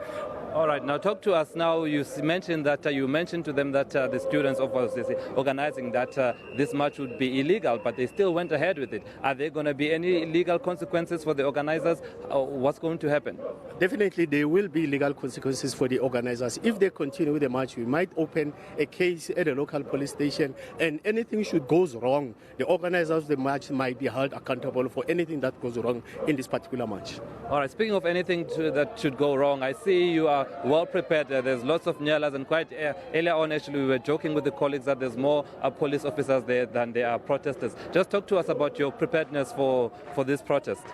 As I said earlier on, remember, we are police, we've got a plan, and if they start to march, any operational decision might be taken. It depends with the situation, but we are here, and as I said, we'll make sure that we declare the march illegal, and as and when they start to march, we'll police that, but under the umbrella that to say the march is illegal. And as I said, there'll be consequences. If anything should go wrong, the organizers, we know who are they came officially to us and apply. We sat in the meeting with them, and they must account whatever that goes wrong in this particular set march. All right, that's the Tshwane Metro spokesperson, Isaac Mahamba, re-emphasizing the point that this march here, this gathering by the students here in Pretoria CBD is being declared illegal, but nonetheless the students decided that they are going ahead and saying that there will be legal consequences should anything go wrong. But as you can see behind me here, the students are not deterred. They're gathering right now, singing struggle songs, trying to sort of get themselves ready for the 1 kilometer march from here, Church Square, to the Union Buildings, and we will obviously monitor that and see how it goes as they prepare to make that 1 kilometer walk to demand free education at the Union Buildings. Yeah, thank you very much, Sipho Stuurman. Sipho will keep us updated what happens in the capital. Who can forget what happened the last time the Fees Must Fall march went to the Union Buildings? I think it's those are pictures that will live in all of our memories for the rest of our lives. But Rene, it's not just in the capital where it's happening on campuses all around the country, and some unique developments, if I can call it that, at the University of the Western Cape. Yes, that's quite right, Urban. So the University of the Western Cape has meanwhile decided to suspend all face-to-face classes, as of many other universities around the country. This will, of course, mean that the rest of the academic year will be face-to-face classes for the rest of the academic year in light of the ongoing violence. Now, eruptions erupted yesterday. Now, extensive damage was caused to university property. More than 20 students were arrested. UWC spokesperson Luthando Tiabonga says arrangements for examination preparations have been made. He says they also have plans in place for students to write their exams. The university remains volatile at the moment. Students have been given the option of writing exams in November this year, or the alternatives to write in January 2017. It is therefore incorrect for some of the media houses who have reported that the year has been suspended. The year has not been suspended. Management has responded to all the demands of the students. Management has invited the SRC and other student structures to a multi-stakeholder engagement. Now, lower than expected economic growth of 0.4% has resulted in less tax revenue for government. The Parliamentary Budget Office estimates that this will result in a 39 billion rand shortfall in government expenditure for the current financial year. The office was briefing the joint meeting of Parliament's finance committees ahead of next week's medium-term budget policy statement by Finance Minister Pravin Gordhan. The Parliamentary Budget Office is predicting tough times ahead. The government's effort to raise additional revenue of 18.1 billion rand for 2016-2017 financial year fell flat. Now the proposals for 2017-2018 and 2018-2019 intend to raise a further 15 billion rand. But increasing debt, coupled with low growth and investment levels, are complicating government's efforts. Analysts say the consequences of high debt levels are becoming difficult to contemplate. There's been a growing interest payments. There's reduced funds available for expenditure priorities. Debt to GDP for 2016-17 is likely to be higher than the estimated budget revenue. As a result, a reduction in government expenditure growth is expected. While economists argue that this is necessary for fiscal consolidation, the downside is that it is likely to slow growth. Others say while an increase of debt is worrying, it has not reached alarming proportions yet. We should be careful not to talk about debt spiraling out of control, just because the different levels and the different countries are affected differently by that. And I think there's no empirical or support in the literature to think that South Africa's debt will soon be spiraling out of control. Lawmakers concede that in the next 5 years, they will be facing tough choices as both our fiscal and monetary space become heavily restricted. Finance Minister Pravin Gordhan is expected to shed some light on all these and other challenges facing the country in Parliament next week. Manilisi Tubase, SABC News, Parliament. The new public protector, Advocate Busisiwe Mkhwebane, says she is getting legal advice on claims by the Democratic Alliance that she was a spy. The party made the allegations after Mkhwebane was interviewed by Parliament's ad hoc committee for the position of public protector. Mkhwebane used to be an analyst for the State Security Department. She appeared for the first time before Parliament's Justice Committee yesterday. Advocate Busisiwe Mkhwebane and her team came to Parliament cap in hand. Her office needs 28 million rand to function optimally for the rest of the year. However, donor funding like the $500,000 it received from USAID is a thing of the past. In previous years, the institution used donor funding to supplement its budget. Donor funding, it's a thing of the past, especially coming from the environment where I was working, which is not a secret. I was working for State Security Agency, and I know the implications of that. However, she has denied the DA's implications that she is a spy. The party was the only one which did not support Mkhwebane's appointment. I would like that my integrity be restored, because you say something like this and people have a certain perception about you. Taking questions about the state capture report, Mkhwebane told the committee she does not like referring to the report by that name. But she did say she could not release it until the court matter is finalized. Mkhwebane says the report is being kept safely in the Public Protector's office. Abra Barbia, SABC News, Parliament.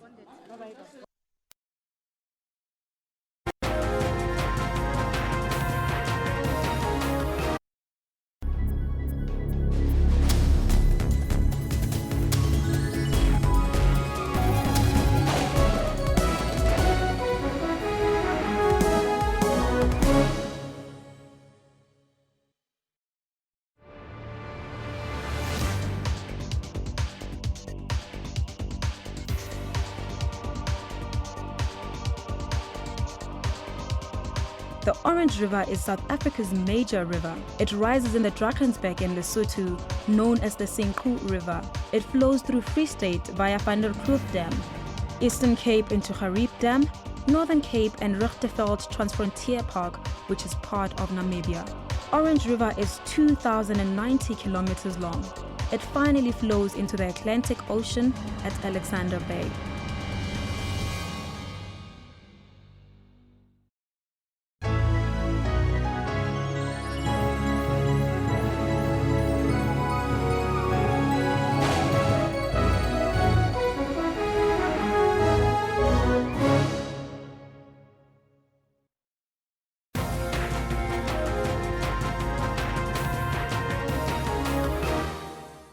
Hello again, you're with Newsroom here on SABC News. Now time for us to shift our focus to some of the pending wars of the world. Iraqi forces and Kurdish fighters are inching closer to the city of Mosul in Iraq, where US officials say ISIS militants are using around 1.5 million civilians as human shields. The operation to recapture Mosul, once the second largest city in Iraq and the last ISIS stronghold in the country, began a little bit earlier this week. Now, civilians continue to flee the fighting in their thousands right now. Some are able to find transport, and those who can't, well, they travel on foot. The recapture of Mosul would signal the defeat of ISIS in Iraq, but it's feared there could also be resulting land grabs and other sectarian violence. With a population of around 1.5 million, Mosul is the largest city under the control of ISIS that seized swathes of Iraqi and Syrian land in 2014. Meanwhile, the residents of the Iraqi village of Khayara openly welcomed the arrival of government troops. Khayara is one of more than 20 villages retaken from the militants during, the last 3 days of this operation. In Syria, the country's been besieged with civil war since 2011. In East Aleppo, 250,000 people are now trapped in an increasingly unsustainable situation. This year, all of the 8 hospitals still functional in East Aleppo has been damaged at least once, half of them repeatedly by bombings and shelling. This amounts to 13 attacks on hospitals in total. Bombings have also destroyed water infrastructure, depriving many Syrians of clean water. Now joining us in studio to talk about this, the head of communications at Doctors Without Borders, Bori Lechranchi. A very good morning to you, Bori. Thanks for joining us. Evan, thanks for having us. It seems that there are many open wars being waged around the world right now. We see escalation in tensions, even along Cold War lines of 20 years ago. Just tell us quickly about your concerns with regards to attacks on medical facilities, although it's not a new phenomenon, is it? No, this is something that's of great concern to us and also others in the humanitarian field. I think first off, it's worth noting that international humanitarian law prohibits any attacks on civilians and civilian infrastructure, and also attacks against medical infrastructures and medical workers. So that's a red line that combatants should not cross. And sadly, what we've seen over the last couple of years, and in a very acute sense this year so far, that line's been crossed repeatedly. When we talk about what's happening in Syria, you mentioned those 8 hospitals that are still functional in East Aleppo. Those are hospitals that we support with supplies. Those hospitals have been hit 27 times during recent months. And every time this happens, the hospital needs to in some way be maintained. So when these attacks continue to happen, it's also flooded with wounded people. So it means that those medical teams are going through their supplies at a really rapid rate. In a city that's besieged, nothing can go in and nobody can go out. So they're really in a very, very, very tight spot. Now, Bori, the flip side of the coin, they're saying that these hospitals are being used to harbour weapons and harbour terrorists and the like, and that's why they're being attacked. Is that a lot of nonsense, according to you? In terms of how we work, so we're an independent international humanitarian organization, and we have a strict no weapons policy. And that's true for all the facilities that we run ourselves. And it was in particular true for a facility that we ran in Kunduz in Afghanistan that was attacked last year by a US military warplane. So these hospitals that we support in Syria, as best they can, they apply the same protocols.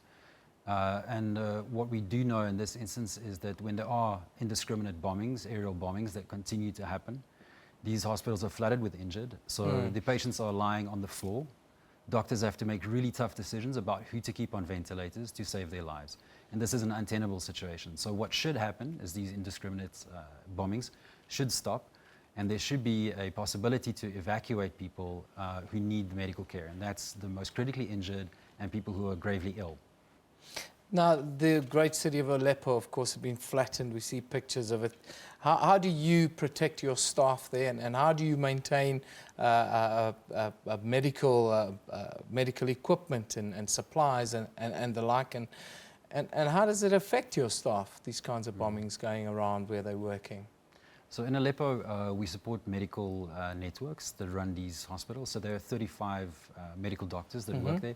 Only 7 of them are capable of conducting surgery and treating war wounded, and those are the great needs at this very moment.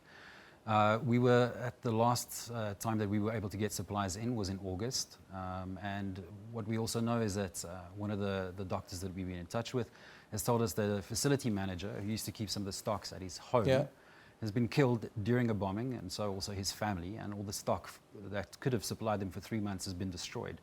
So the situation is intense. What we do in conflict zones is normally in facilities that we run ourselves. We supply the GPS coordinates to the parties in the conflict so that they know not to target these facilities. But in Syria today, that's not possible for the medical networks because they fear attacks precisely if they should give those coordinates. So an untenable situation for them. Wanted to ask you about, I've spoken to the Gift of the Givers. They've been working in Gaza, and they actually tell me that their staff members have been attacked, have become targets. Are you afraid, or are you fearful that this could be the next step for Doctors Without Borders staff? Well, I think the facts that we know today speak to that happening, whether it's MSF or Doctors Without Borders staff or any other humanitarian and medical groups who operate during conflict zones. What is important, though, and this is a very strong message that we were trying to pass at the UN Security Council in February, again in May, and also very recently, is that hospitals should not be targets, and neither should medical workers. What we see today is a situation where humanity is essentially under threat. Let's be honest, war is a cruel and a dirty and a nasty business. But it's absolutely unacceptable that hospitals are being attacked by parties to the fighting. So and what should happen? that doctors and medical staff are being targeted. Yes, precisely. That's exactly what we're saying. They should not be a target. What are you going to do about this? And quickly give us a wrap of what's happening in Aleppo, because I think the number's around 30 doctors left in the east. That's true. 35 doctors, 7 of them can perform surgery. So it's by far the needs in this besieged part of Aleppo and East Aleppo far outweigh that capacity. It's, as you said, 250,000 people who live there. There are only 11 ambulances that remain to serve that population, and one of those ambulances destroyed in an attack last week that also hit 4 hospitals. Now, what's the way forward? What would you like to see? Are you guys going to the UN? How is this going to get better? So in May, there was a resolution passed by the UN Security Council, accepted by all. And this resolution essentially is there to protect and prohibit attacks against medical workers and medical facilities. But I think sadly we're seeing a level of hypocrisy among states where 4 out of the 5 permanent members of the UN Security Council are in fact party to coalitions that have in the past and continue to target medical facilities during bombardments. So essentially what needs to happen is indiscriminate, ruthless and brutal bombings of civilian areas need to stop. And then secondly, what we need is the capacity to be able to evacuate people who require urgent medical assistance to areas outside of East Aleppo so that they can survive. It's a very, very difficult scenario playing out, not just in eastern parts of Aleppo, but also elsewhere. Bori, thank you for joining us. Bori Lekranchi is communications head at Doctors Without Borders. Of course, we're talking about the attacks on medical staff, the bombing of hospitals, and the like that's happening in Syria right now. But Syria is not the only place. We've heard of what's been happening in Gaza at times as well, from Gift of the Givers, with their staff being attacked. Ambulances being bombed and the likes. Now, the United Nations says Deadly spells of violence involving rival armed groups and attacks on aid groups in northern Central African Republic have restricted the delivery of aid there as well, as tens of thousands of people are in need of assistance there. Car has been wrecked by conflict along religious and ethnic lines since around 2013, with thousands of people now dead and hundreds of thousands displaced. For now, insecurity persists in the Central African Republic, despite a new government being in power, headed by President Faustin Archange Touadera, who was voted in earlier this year. The new government was meant to draw the line under intercommunal and inter-religious violence that has caused years of conflict in the country since 2013. This week, Touadera called for peace and reconciliation, following an attack on refugees in Kaga Bandoro in northern Central African Republic that killed 30 people and wounded 57 others. Our message is quite simple. It is forgiveness, reconciliation and social cohesion. They are really the only things that will allow us to get us out of this situation. There's no other solution. The city of Kaga Bandoro has been known for the past months for multiple violent incidents with attacks and crimes against humanitarian organizations who have already reduced their staff levels in the region and cut back their activities. Some of the displaced people in Kaga Bandoro say that they feel abandoned by authorities. They killed us and stole from us. They took all our belongings. Look where we are right now. We sleep outside. This is not good. We sleep on the ground. There are mosquitoes and we sleep in the mud. We are suffering. It's like we are worthless, as if we are strangers in our own soil.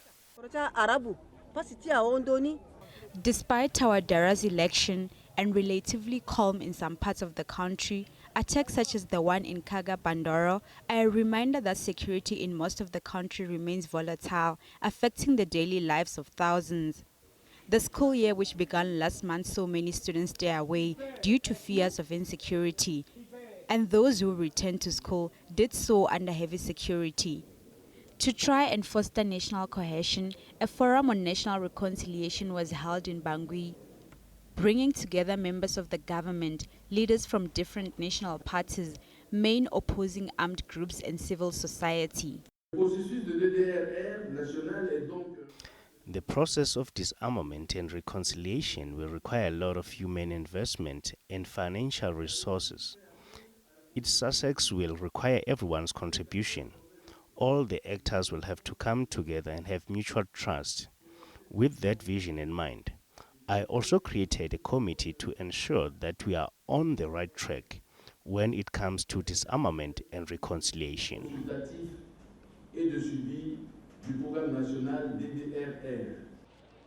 Although security remains volatile, France will end a 3-year military peacekeeping operation in Central African Republic at the end of this month. Yeah, we see conflict and war on the news all the time. Bombs exploding on the horizon, dust filling the air, dilapidated buildings standing by the last pillar after years and years of shelling, children being pulled from rubble, and an empty city filled with hopelessness and fear. But this is far removed because we watch it from the comforts of our own homes. Ever had a thought for those bringing those visuals and inside stories to us? Now, renowned war correspondent and cameraman person Alistair Lyne combines adrenaline, fear, passion, and his humanity in his book. It's called Bad Man's Corner, through detailed tellings and pictures from his award-winning footage of working on the front line for the best part of 3 decades now. We are fortunate today to have one of the greats with us, war veteran, cameraman and author of Bad Man's Corner, Alistair Lyne. Good morning, Al. Nice to have you with us. Good to be here, Evan. Alistair, one gets a sense that more and more journalists are being attacked out in the field, especially in the war zones. I mean, you spent your life in these war zones. Is there truth to the fact that today it's a little bit more dangerous, it's a bit more Wild West out there for journalists? We see attacks even on ambulances and doctors and so forth. Yes, you're very right about that. Even it's very dangerous these days. It's actually become a little bit ridiculous. You know, in my day, when I was in Liberia, we had 100% access. Both sides let us work. Nobody ever asked you a question about the other side if you were crossing the line. There were situations where you could actually let the front line cross you, and no one would bug you. These days, things are different. These days, journalists are commodities. You've seen the footage of guys in orange jumpsuits getting beheaded on YouTube. It's ridiculous. Some of those people are sold repeatedly to get to that point.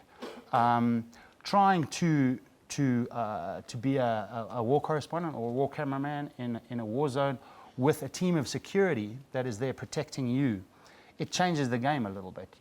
A lot of the stuff I wouldn't have been able to do had I had a team of security with me. And that obviously changes the fly on the wall effect. I mean, you can't sneak around and duck and dive when you've got an extra 3 people with you who are special forces or whatever.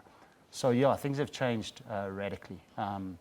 It is different, and it's definitely more dangerous. These pictures that we see on screen now, this is the Kran, the Liberian War of 1996. You were right in the middle of this. Just talk us through some of these pictures, and of course, what you go through when you see these young men with their juju in their hands and the gun in the other, killing indiscriminately. Even it takes an effect on you. It definitely has a toll, but you know, there's not a lot of humans on the planet who actually are prepared to put themselves into situations like this with a camera, not armed. Those days we didn't have security, anything like that, no cell phones. When I was on those streets, I was on foot. I had no vehicle. I had no quick out. There was no quick phone call. You know, I'm in trouble. Come and get me out.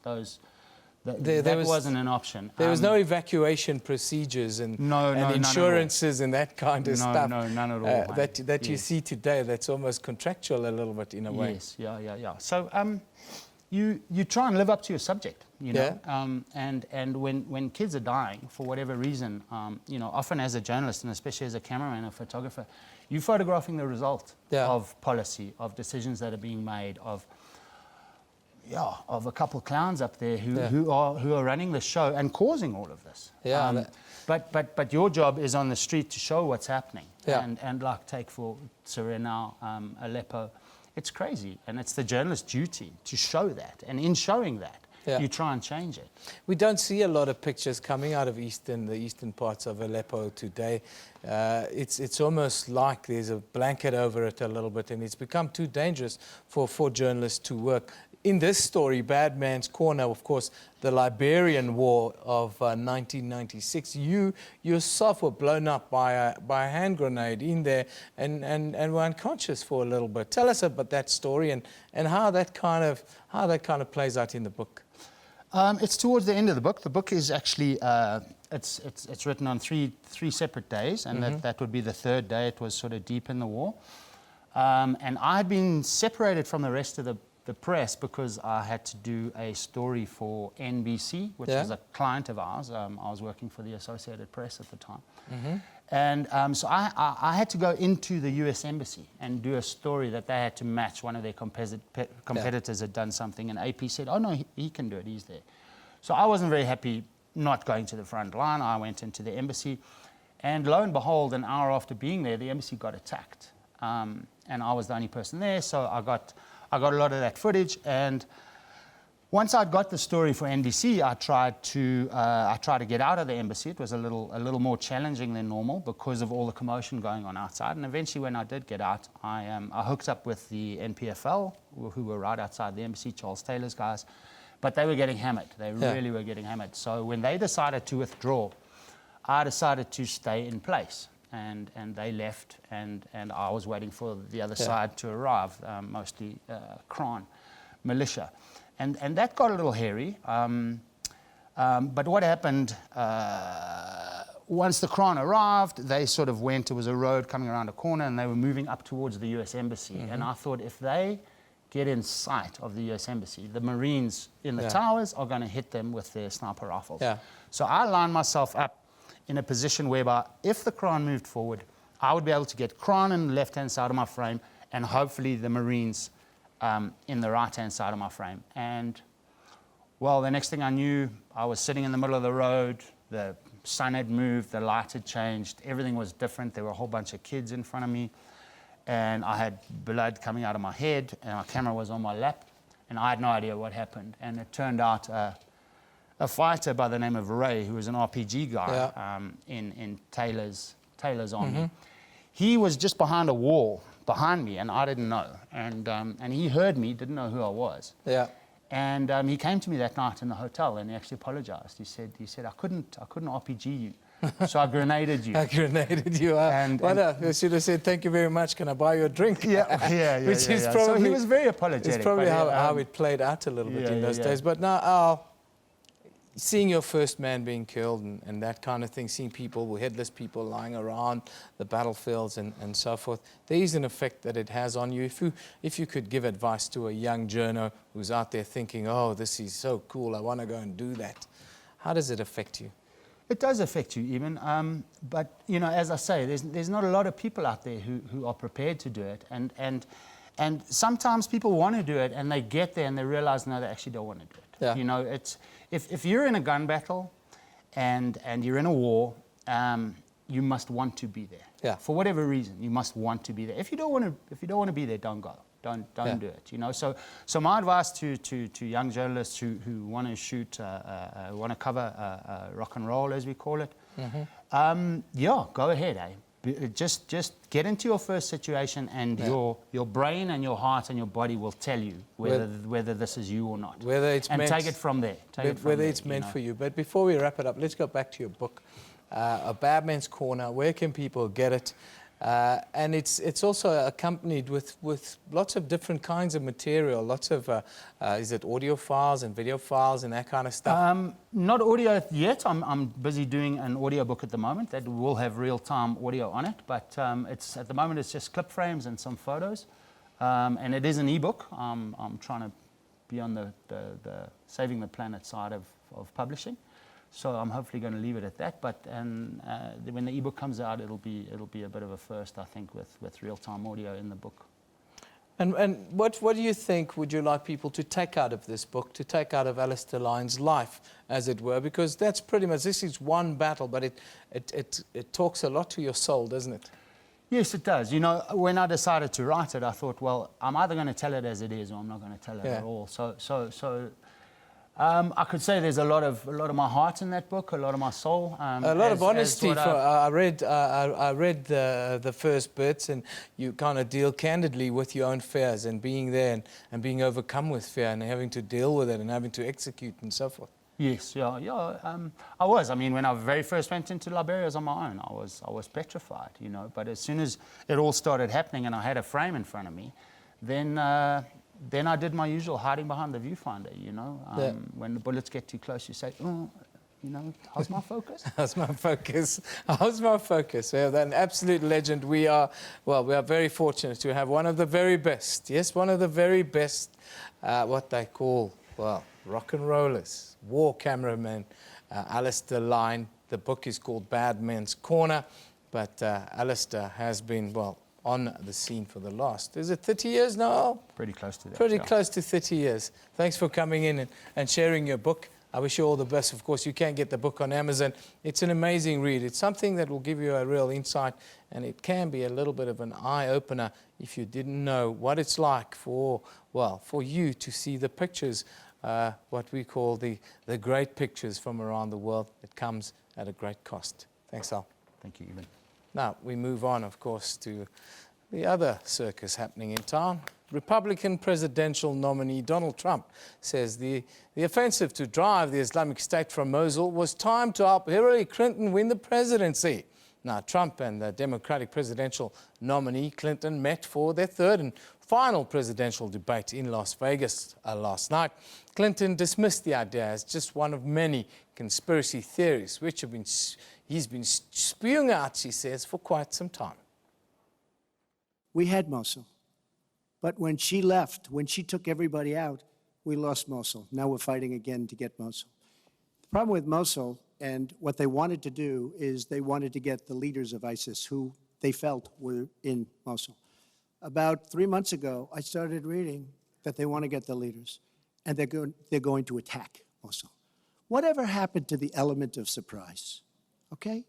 We announced we're going after Mosul. I've been reading about going after Mosul now for about, how long is it, Hillary? 3 months? These people have all left. They've all left. The element of surprise. Douglas MacArthur, George Patton, spinning in their graves when they see the stupidity of our country. I'm just amazed that he seems to think that the Iraqi government and our allies and everybody else launched the attack on Mosul to help me in this election. But that's how Donald thinks, you know. He always is looking for some Chris, we don't gain anything. He has all these Iran is taking over Iraq. Secretary Clinton. Iran is taking over Iraq. We don't gain Secretary anything. Clinton. We would have gained if they did it by surprise. Wait. Secretary Clinton, it's an open discussion. Secretary. We would have gained if they did it by surprise. Secretary, please let Mr. Trump speak. He's unfit, and he proves it every time You he are the talks. one that's unfit. You know, WikiLeaks just actually came out. John Podesta said some horrible things about you, and boy, was he right. He said some beauties. And you know, Bernie Sanders, he said you have bad judgment. You do. And if you think that going into Mosul, after we let the world know we're going in, and all of the people that we really wanted, the leaders, they're all gone. If you think that was good, then you do. Now, John Podesta said you have terrible instincts. Bernie Sanders said you have bad judgment. I agree with both. Well, you should ask Bernie Sanders who he's supporting for president, and he has said, Which is as a he big has mistake. campaigned for me around the country, you are the most dangerous person to run for president in the modern history of America. I think he's right.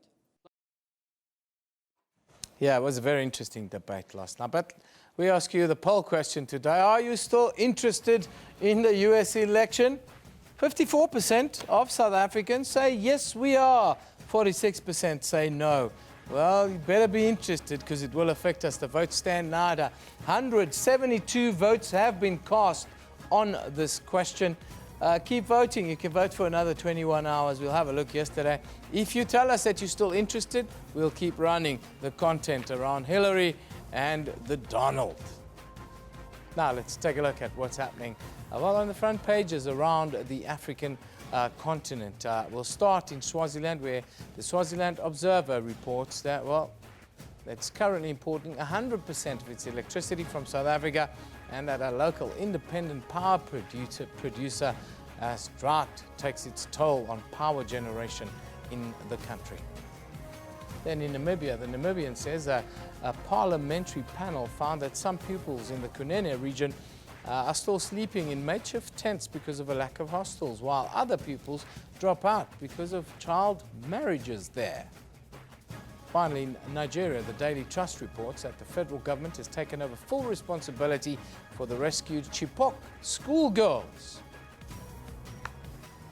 Time for us now to take a short commercial break. When we come back, Kenda Mahamati will give us a complete update or complete wrap from the world of sport. So don't go away. We'll be back shortly.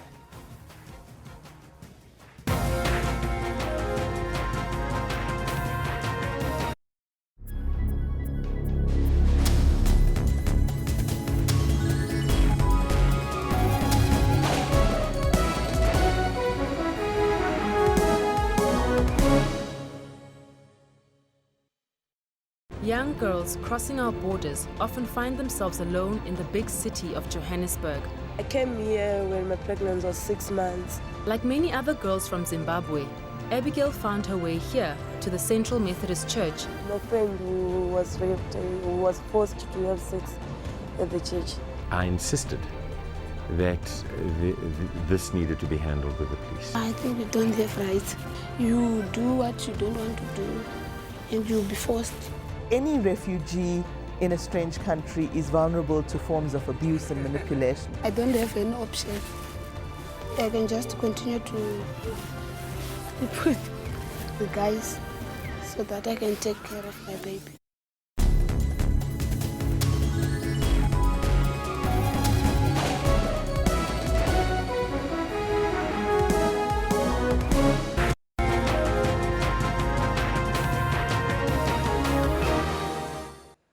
Welcome back. I'm Kendall Makhamat, and as Evan said just before the break, I've got your full wrap of exactly what's happening in the world of sports. First up, it's football, where we talk Cape Town City FC with the first quarterfinalists of the Telkom Knockout Tournament for the 2016-2017 PSL season. They beat Bloem Celtic 2-0 at home to move past the round of 16. Now, with only a few chances in regular time, including this 35th minute effort, when Matt Sim provided a fine cross, as well as a second half attempt by Ketwake Masuku, the match dragged along to 30 minutes extra time. It was in the 112th minute when Celtic defender Tsepo Rikgotso picked up his second yellow card and was sent off. Sibusiso Masina took his chance 3 minutes later to score the opener. And within 5 minutes of being reduced to 10 men, Celtic were 2 goals down and City were marching into the next round of the competition.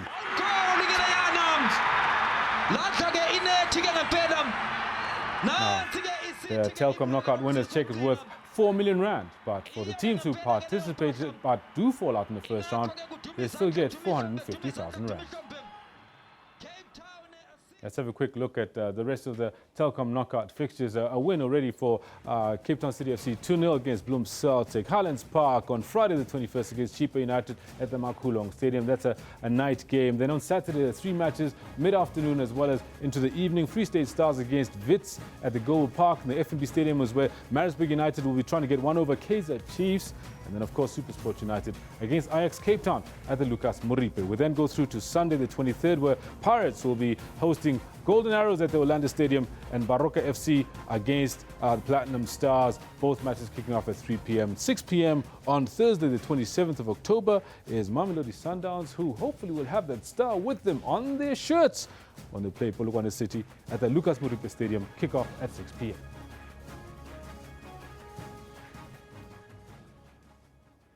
Now, of course, speaking of Mamelodi Sundowns, the coach, Pitso Mosimane, has made an undertaking to the country that he will bring back the CAF Champions League Cup and that star.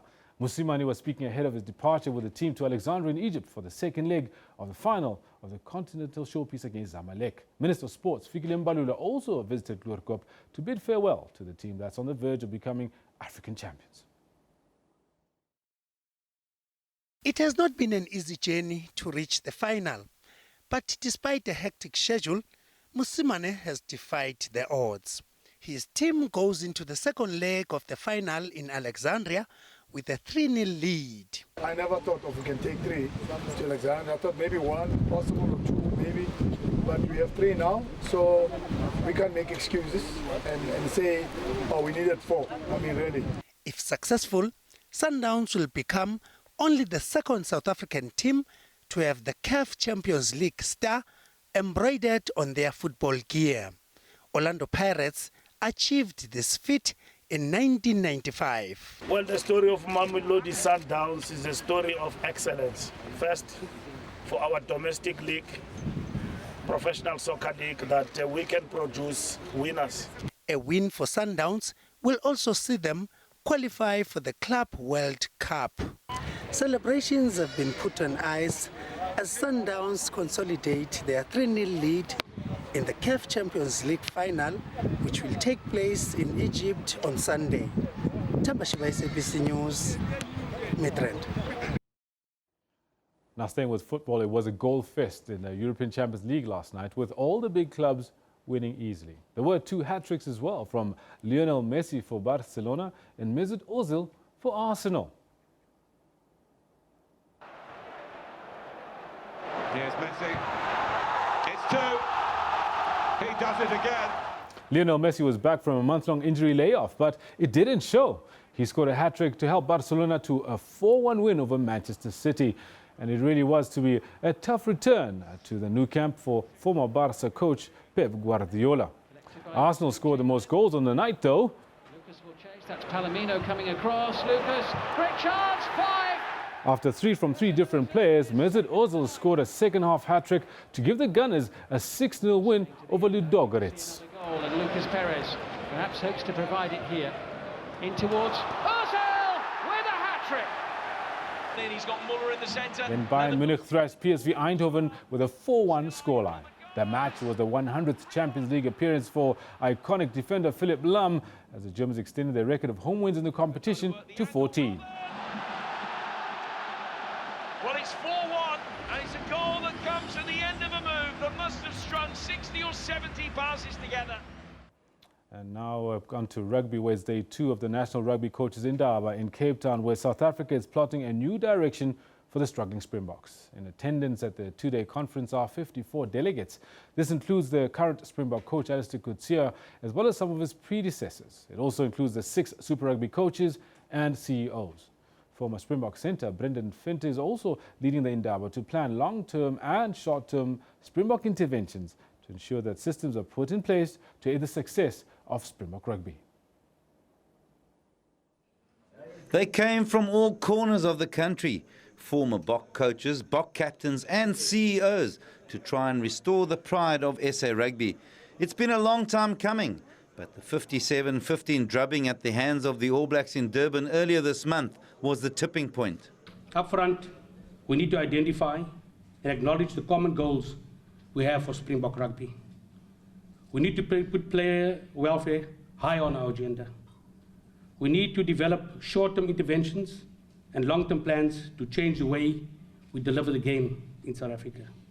We want to see all South African rugby in the #1 position in world ranking. It begins with coaching.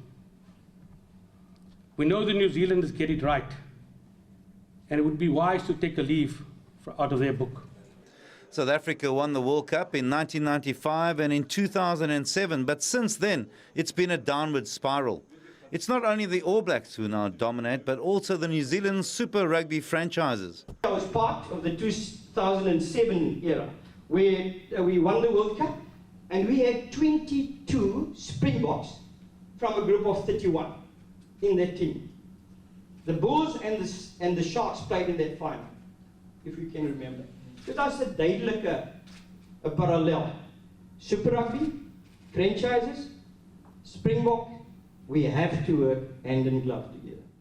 Collaboration was the buzzword used today, although SA Rugby is renowned for its divisions and provincialism. Hopefully, in the next few years, we look back at this Indaba with a sense of achievement, knowing that this is where the new direction was formed.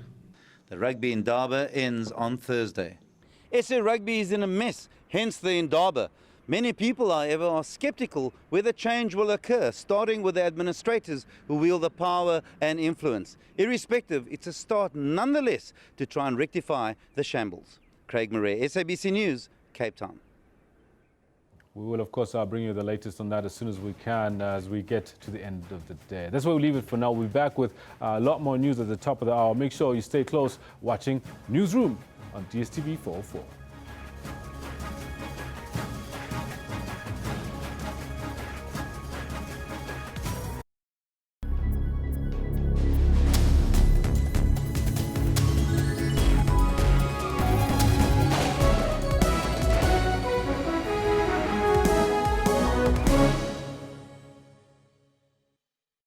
The proceedings of the Fees Commission has once again been disrupted. We as a university do not feel that fee-free higher education currently is feasible. This is a Mickey Mouse commission. During in the commission, student grievances. We're not a part of the commission in the program. So that is why we tend to disturb the program. If you tell me that I can't leave, then you are keeping me hostage. Some students demanded that UCT lift the suspensions and expulsions of certain students.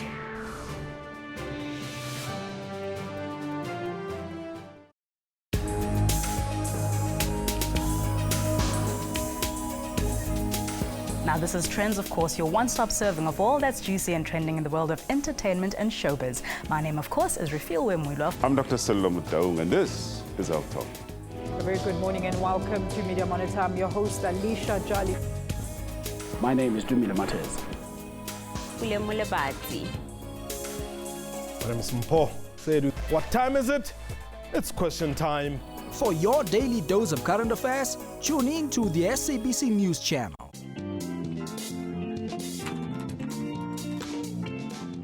there must be something. There has to be a place where young entrepreneurs can come, and get advice and interact with people that are knowledgeable.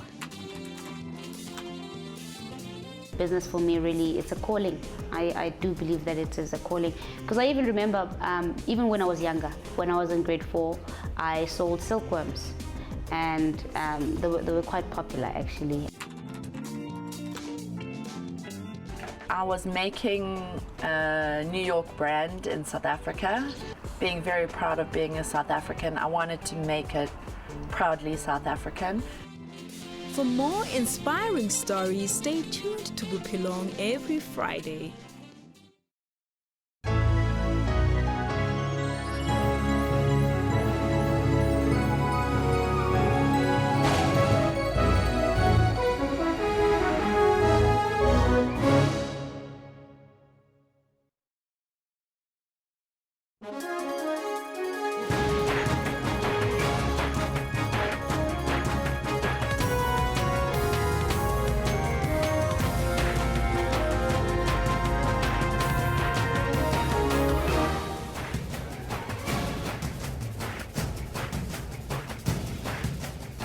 It's the final hour. It's 11 o'clock right here on the Newsroom. My name is Elvis Preslin.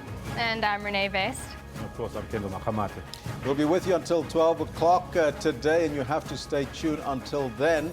But today is a very important day, and we ask a very important question, and that relates to the grade 12 learners. Class of 2016, how ready are they for this particular year? That's the question we pose to you. Are the futures of the matrics of 2016 at risk due to the ongoing Fees Must Fall protest? That's the question we pose to you. But we're also running a poll, Renee. Yes, we are, but it's something completely different. We're not focusing on the matrics in this poll. We want to know if South Africa is interested in the US elections. Well, let's find out. Behind you there, Kendall. I see that's 54%, just a little earlier. So yes, they are interested, whereas quite a 46% no. Very interesting, isn't it? Well, it seems so far we are interested in the US elections. 155 votes so far. You can also put your thoughts on the Twitter handle and link us there, and of course make your choice. But first, let's take a look at your news headlines.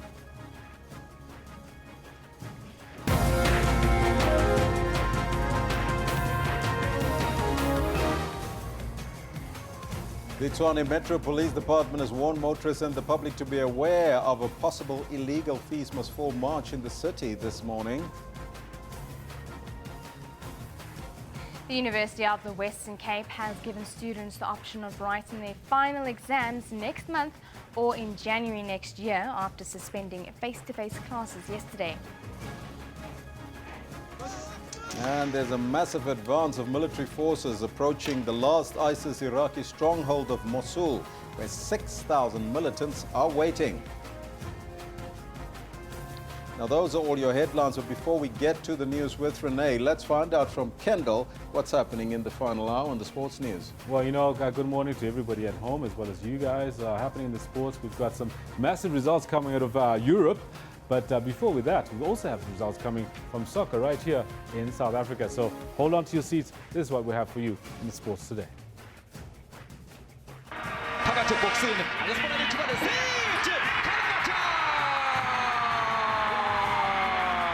Cape Town City FC leaves it late to become the first team to make it into the Telkom Knockout Cup quarterfinals with a 2-0 win over Bloemfontein Celtic. Here's Messi. It's 2. He does it again. And Pep Guardiola's return to the Nou Camp marred by rampant Lionel Messi, who nets a hat-trick for Barcelona as the Blaugranas destroy the visiting citizens by 4 goals to 0. It's a thrashing for Pep Guardiola here. And it's day 2 of the National Rugby Coaches Indaba in Cape Town, where South Africa is plotting a new direction for the embattled Springboks. That is what's going on in the sports today. All of this coming to you later by 11:35. For now, it's back to Renee, who's got the news. Thank you, Kendall. The Tshwane Metro Police Department has warned motorists and the public to be aware of possible illegal Fees Must Fall marches in the city this morning. Hundreds of students are expected to participate in the march, and Metro Police spokesperson Isaac Mahamba says the march is expected to proceed from Church Square and end in the Union buildings. around lunchtime. Now, meanwhile, Wits students held a peace dialogue with church leaders and prominent leaders in society at the university last night.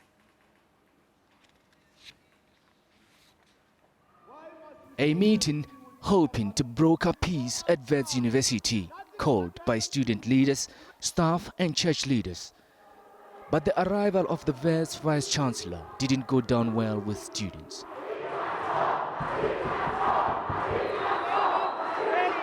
The meeting then moved to Solomon Mahlangu House. We will be reconvening in defying the curfew that has been set up by the institution to prevent us from gathering even when we're not gathering at night. So essentially to disrupt the movement in the sense of making sure that students aren't allowed to move around campus, either from the libraries to their residences or from off campus to their residences. So we will be defying the curfew. The university has been on a knife edge for the past 5 weeks with ongoing incidents of violence marring fees must fall protests. It saw clashes between students and police and a complete halt to academic activities. But now, a call for dialogue. I feel that we're at a time where there's no point in pointing fingers, because I've been in South Africa for the last 22 years. And worse still, as a public protector, the issue of students suffering, being unable to register and not being able sometimes to pay fees was brought to our attention whenever we're doing stakeholder hearings. I witnessed firsthand the deep-seated and profound anger that exists in our campuses, and it is intolerable. This is happening in our universities where the cream of our leadership that would lead our country are seething with anger. And it also is a mirror of the major anger that is exploding around service delivery protests on the ground. Long live the spirit of defiance, long live! Long live! Long live! But students insist they can't talk peace if their leaders are still being targeted. With every rubber bullet that you release, I want you to know that you are sabotaging the future of your children and their children and their children's children. We're not criminals, we're not the vandals, but these police should be the ones about Oshwa. These police should be the ones about Shezi Mandela, and all of our leaders. They also want former SRC President Mcebo Dlamini released. He was denied bail on Wednesday. Defiant students insist their protest will continue. They want the police removed from campus, insisting they are fueling the violence at the institution. They've also called for the end to the curfew. Mareketa Mtlabe, SABC News, Wits University in Johannesburg. The University of the Western Cape has meanwhile decided to suspend all face-to-face classes for the rest of the academic year. This is in light of the ongoing campus violence. Now, violent protests erupted yesterday after management did not attend a mass meeting called by the students. Extensive damage was caused to university property. More than 20 students were arrested. UWC spokesperson Lutando Bonga says arrangements for examination preparations have been made. He says they also have plans in place for students to write their exams. The university remains volatile at the moment. Students have been given the option of writing exams in November this year, or the alternatives to write in January 2017. It is therefore incorrect for some of the media houses who have reported that the year has been suspended. The year has not been suspended. Management has responded to all the demands of the students. Management has invited the SRC and other student structures to a multi-stakeholder engagement. New Public Protector Advocate Busisiwe Mqwebane says she is getting legal advice on claims by the Democratic Alliance that she was a spy. The party made the allegations after Mqwebane was interviewed by Parliament's ad hoc committee for the position of Public Protector. Mqwebane used to be an analyst for State Security Department. She appeared for the first time before Parliament's Justice Committee yesterday. Advocate Busisiwe Mkhwebane and her team came to Parliament cap in hand. Her office needs 28 million rand to function optimally for the rest of the year. However, donor funding like the $500,000 it received from US aid is a thing of the past. In previous years, the institution used donor funding to supplement its budget. Donor funding, it's a thing of the past, especially coming from the environment where I was working, which is not a secret. I was working for State Security Agency, and I know the implications of that. However, she has denied the DA's implications that she is a spy. The party was the only one which did not support Mkhwebane's appointment. I would like that my integrity be restored, because you say something like this and people have a certain perception about you. Taking questions about the state capture report, Mkhwebane told the committee she does not like referring to the report by that name. But she did say she could not release it until the court matter is finalized. Mkhwebane says the report is being kept safely in the Public Protector's office. Abra Barbia, SABC News, Parliament. Lower than expected economic growth of 0.4% has resulted in less tax revenue for government. The Parliamentary Budget Office estimates that this will result in a 39 billion rand shortfall in government expenditure for the current financial year. The office was briefing the joint meetings of Parliament's Finance Committee ahead of next week's medium-term budget policy statement by Finance Minister Pravin Gordhan. The Parliamentary Budget Office is predicting tough times ahead. The government's effort to raise additional revenue of 18.1 billion rand for 2016-2017 financial year fell flat.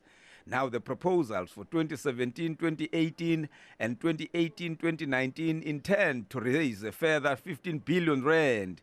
But increasing debt, coupled with low growth and investment levels, are complicating government's efforts. Analysts say the consequences of high debt levels are becoming difficult to contemplate. There's been a growing interest payments. There's reduced funds available for expenditure priorities. Debt to GDP for 2016-17 is likely to be higher than the estimated budget revenue. As a result, a reduction in government expenditure growth is expected. While economists argue that this is necessary for fiscal consolidation, the downside is that it is likely to slow growth. Others say while an increase of debt is worrying, it has not reached alarming proportions yet. We should be careful not to talk about debt spiraling out of control, just because the different levels and the different countries are affected differently by that.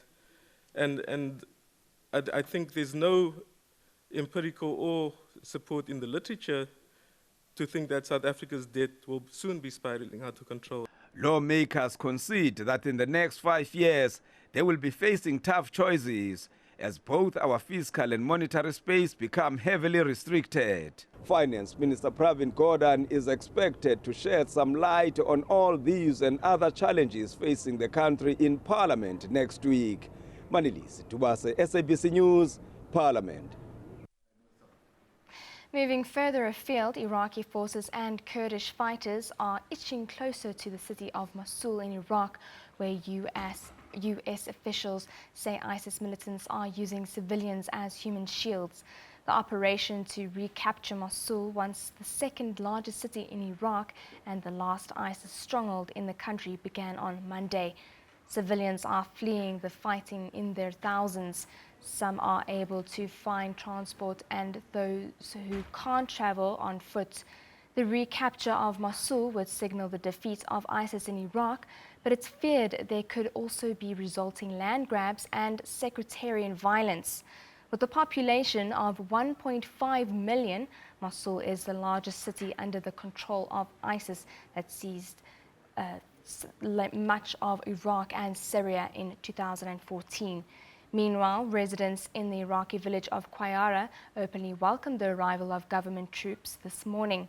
Guyara is one of the more than 20 villages retaken from the militants during the 3 days since the operation began.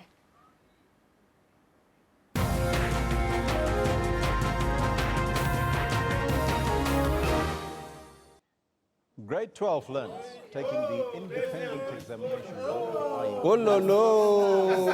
Oh no no! And then? And then?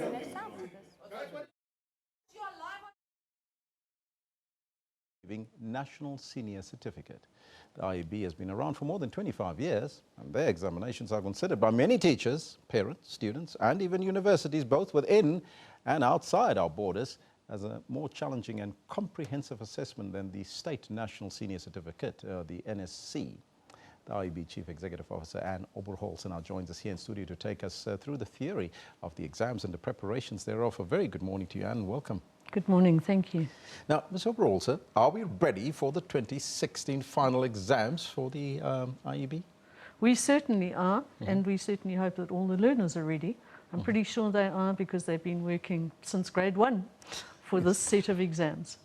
Now, I've indicated in my introduction that your exams, as the IEB is considered by many, as very comprehensive. What do you lend to that? I think there's two things to make clear here. The first is that we assess the same curriculum as the National Department does, simply because that's our national curriculum as South Africans. What we try and do in our assessments is focus on the underpinning understanding rather than just the knowledge. I'm pretty sure that that's the intention of most educators. And Umalusi, as the quality assurance body, does an external moderation of all the papers to make sure that there is at least a level of comparability in relation to the curriculum. So your relationship with Umalusi is exactly the same as the NSC? Absolutely the same, yes. Now, how do you prepare then your learners for this coming exam? I think it was a tough year for everybody, especially looking ahead to 2017 with all the student protests that's currently happening. Well, as an assessment body, in a sense, we are separated from what actually happens in the classroom. Schools themselves manage the teaching and learning program, and our job as an assessment body is to remain completely independent of the provisioning in any way. Otherwise, the integrity of the exam could well be compromised if we were providing as well as assessing. So in that sense, we have been protected from the difficulties that have been actually faced at the school level with the disruptions this year. Independent schools, in a sense, have been protected from that in that they are self-funded. They are not government institutions and are not paid for primarily by government. And it's unfortunate, I think, that educational institutions have taken the brunt of service delivery protests in the case of schools. So I need to just get clarity on this. So there is no difference between yourselves and Umalusi. You're working as a body that works together with Umalusi. Is that correct? That's right. And as assessment body for the independent schools. So you claim that more than 98% pass rate in the last 2016 year. What do you expect in the 2015 year? What do you expect for 2016? Well, I mean, given the schools that we work with, they work with those learners right from grade 1. So I wouldn't expect there to be any dramatic change in the pass rate. You know, education is a process. It's not an end point. The MATRIC exam is not the only thing that happens in schooling. And I think it's very important that learners are prepared from the very earliest days. I would even go right back to before they get to school. Parental engagement, talking to children, encouraging them, giving them exposure to a range of different activities and environments, because that's where education happens. All that the school does is mould that education into some kind of form that reflects a curriculum. Schools that will start with the national exams next year, the NSC, what can they learn from the IEB? Well, I think the main thing is not so much from the IEB, but from the schooling themselves, where you have a dedicated body of teachers who are committed to their learners.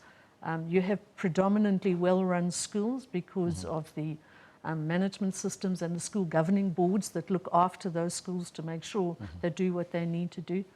But at the very baseline, it's learners who want to learn, learners who are interested in their own futures and are taking responsibility for their learning. I think more and more there's a realization that just passing MATRIC is not enough. If you want to get ahead, you've got to do that extra bit that makes you distinct and special to get ahead. And your advice then for students writing the 2016 exams? Keep your head up, keep your eyes on the books, and make sure you do the very best you can do for yourself. I just want to go back to one more point in terms of the differences between IEB and NSC. Is it also because of the schools, how they are constructed, as well as the smaller classes, and that they have individual attention to these students that makes a difference? I think in some instances that might be the case. However, they're not necessarily smaller classrooms. It depends on the school that you're at. Some schools have big classes, but again, the cooperation between the teachers and the learners, the desire to do well is there. And I think for me, that's the essence that makes those schools and those learners particularly successful. So, Walter, thank you so much for joining us here in studio, and good luck. Thank you very much indeed. That was the IEB Chief Executive Officer, Anne Oberholzer, joining us here in studio to take us through their preparations for the exams 2016 for the IEB.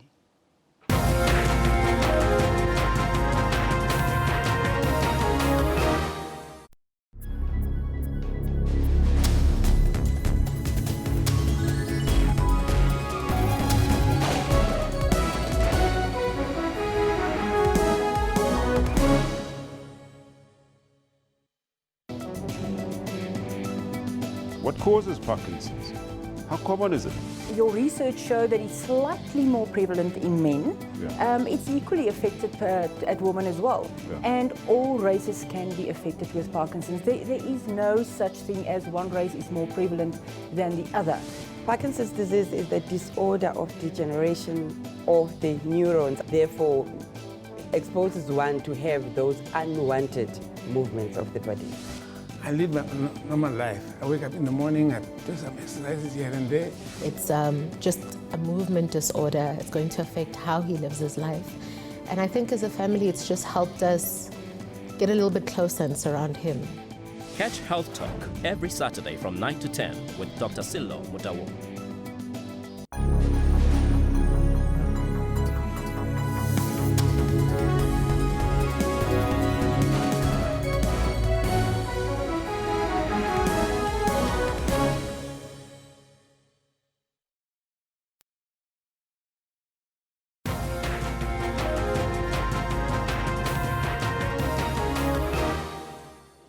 Welcome back.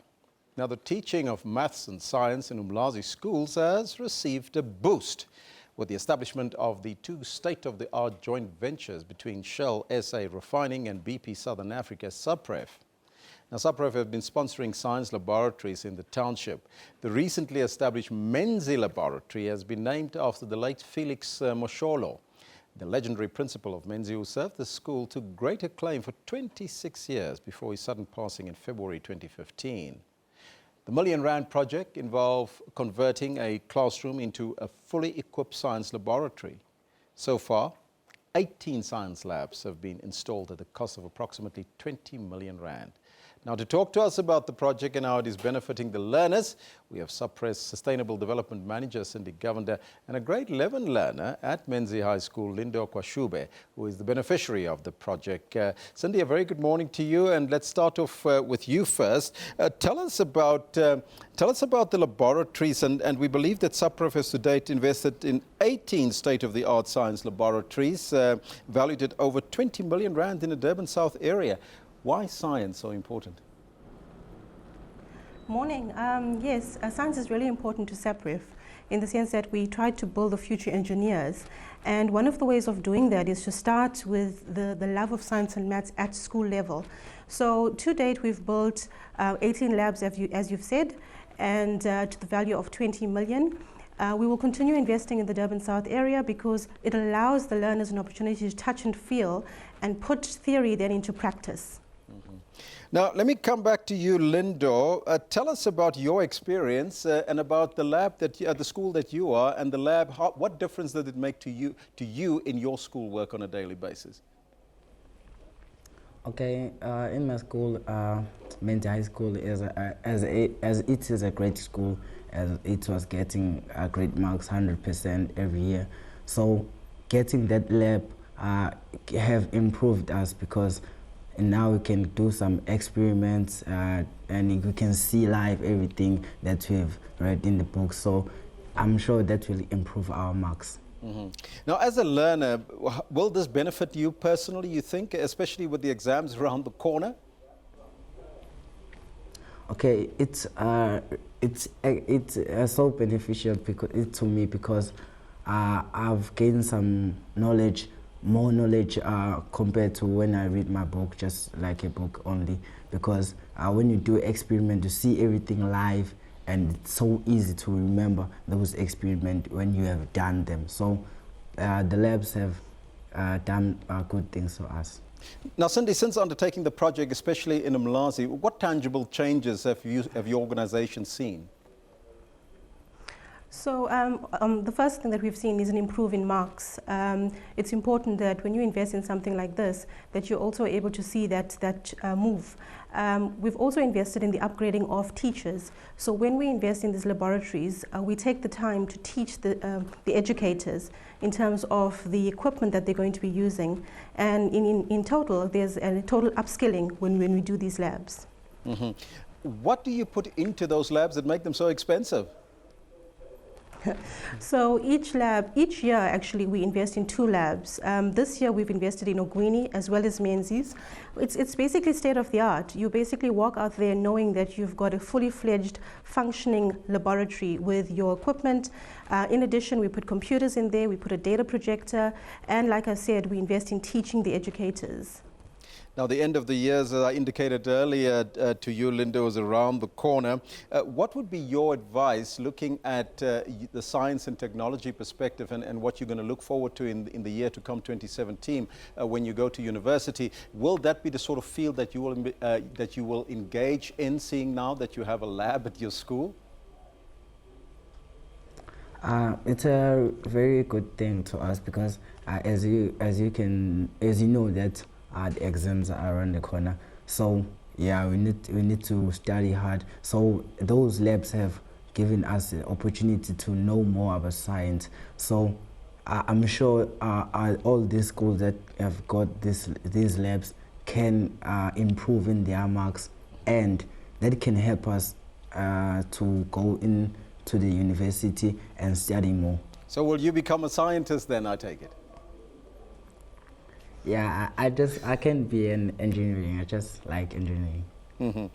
Now, Cindy, in conclusion, this particular project, are you continuing this on an annual basis? Are you rolling out across the country as well? Or is it just the KwaZulu-Natal area?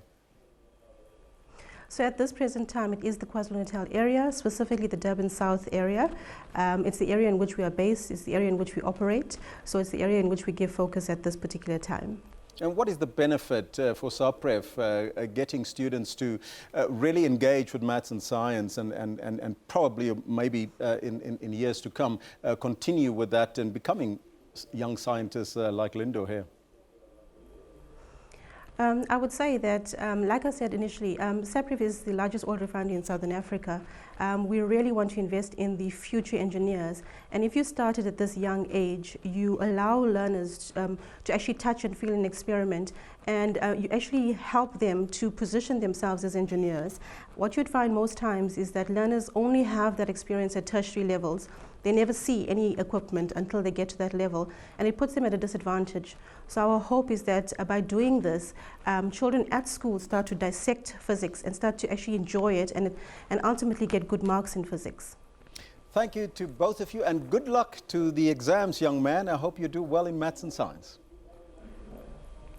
Thank you very much. Yeah. To the both of you, thank you so much. That was SABC Sustainable Development Manager Cindy Govender and a grade 11 learner at Menzies High, Lindo Kwashube, who is a beneficiary of the project at his school. What a wonderful story that is, hey? So if you want to engage in maths and science, speak to SAPREF. We will take a break and be right back after that.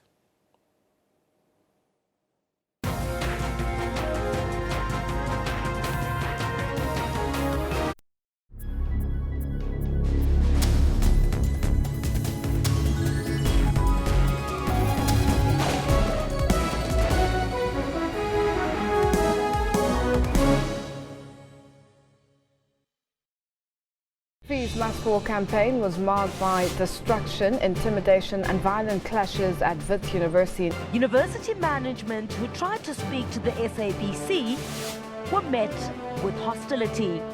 So first of all, we have homeless students already on campus because you're going to demolish PKV and EOH without having spoken to the student populace first, without having found alternative accommodation for them. And on top of that, you're increasing fees. So I'm very curious as to what you're telling people on TV right now.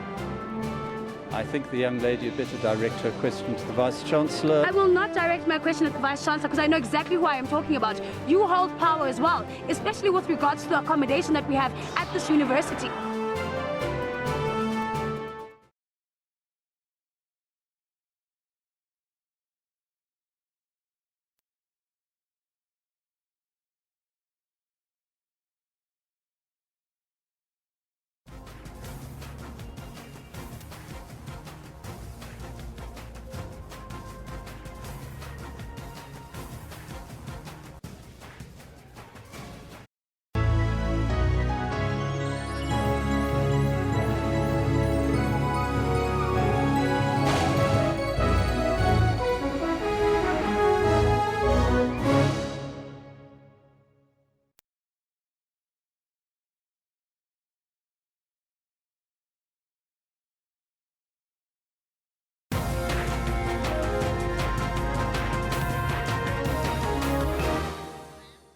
Now, welcome back. My name is Kendall Makhamata. Time being 11:30, and I've got your sports on Newsroom. Now, it's day 2 of the National Rugby Coaches Indaba in Cape Town, where South Africa is plotting a new direction for the Springboks in a session that's closed to the media. Now, earlier we heard a report filed by SABC reporter Craig Maree. Let's hear some of what Winona Lowe, Cape Town's rugby reporter, had to say to us last night at the end of day 1. I believe transformation, especially in rugby, is definitely something that needs to be addressed. I think it's the sport where it's kind of needed most, especially if you look at more junior ranks of rugby or at junior levels. There are a lot of talented younger black players, and I just feel like, they need to be nurtured, but same with all athletes, whether you're black or white. But I think there's definitely a place for transformation, and it is, especially with the target set now for the next World Cup. Be it as it may, they need to start working on that now. And the biggest problem with the Springboks this year has been the fact that it seems like they have had no game plan. So I think they firstly just need to decide on what they want to employ, what kind of game plan, what kind of rugby they want to play, and everything else comes after that, from player selection and all of that. So I think they need to figure out to determine what will work for them in that regard, when it comes to a game structure or plan. And then, selecting players on form or the, suitable players will only come after that. But I think that's definitely the first thing that needs to be sorted out, game plan, and then they can start working on, like I said, player selection, retention, and all those other matters. Rugby is evolving, worldwide. If you look at a team like Argentina, for example, that's a completely different outfit to what they were 3 years ago. And, there's a common goal, even at, if you look at teams like Japan and then obviously New Zealand, the common thing now between them is the brand of rugby, or at least a brand of rugby that they're trying to play. So it's not about South Africa having to catch up, it's a bit more complicated than that. I think that once the coaching staff decided that's the kind of rugby that we should be playing, then they need to start taking the appropriate measures, from coaching staff to players and all of that. And of course, the mental shift. There needs to be a change in mindset. You can't coach something or attempt to play it if you don't fully believe in it. Right, unfortunately, we're going to have to cut the entire sports bulletin short, because we have to link to Jeff Khadebe, who's busy with the cabinet briefing. Let's take a listen.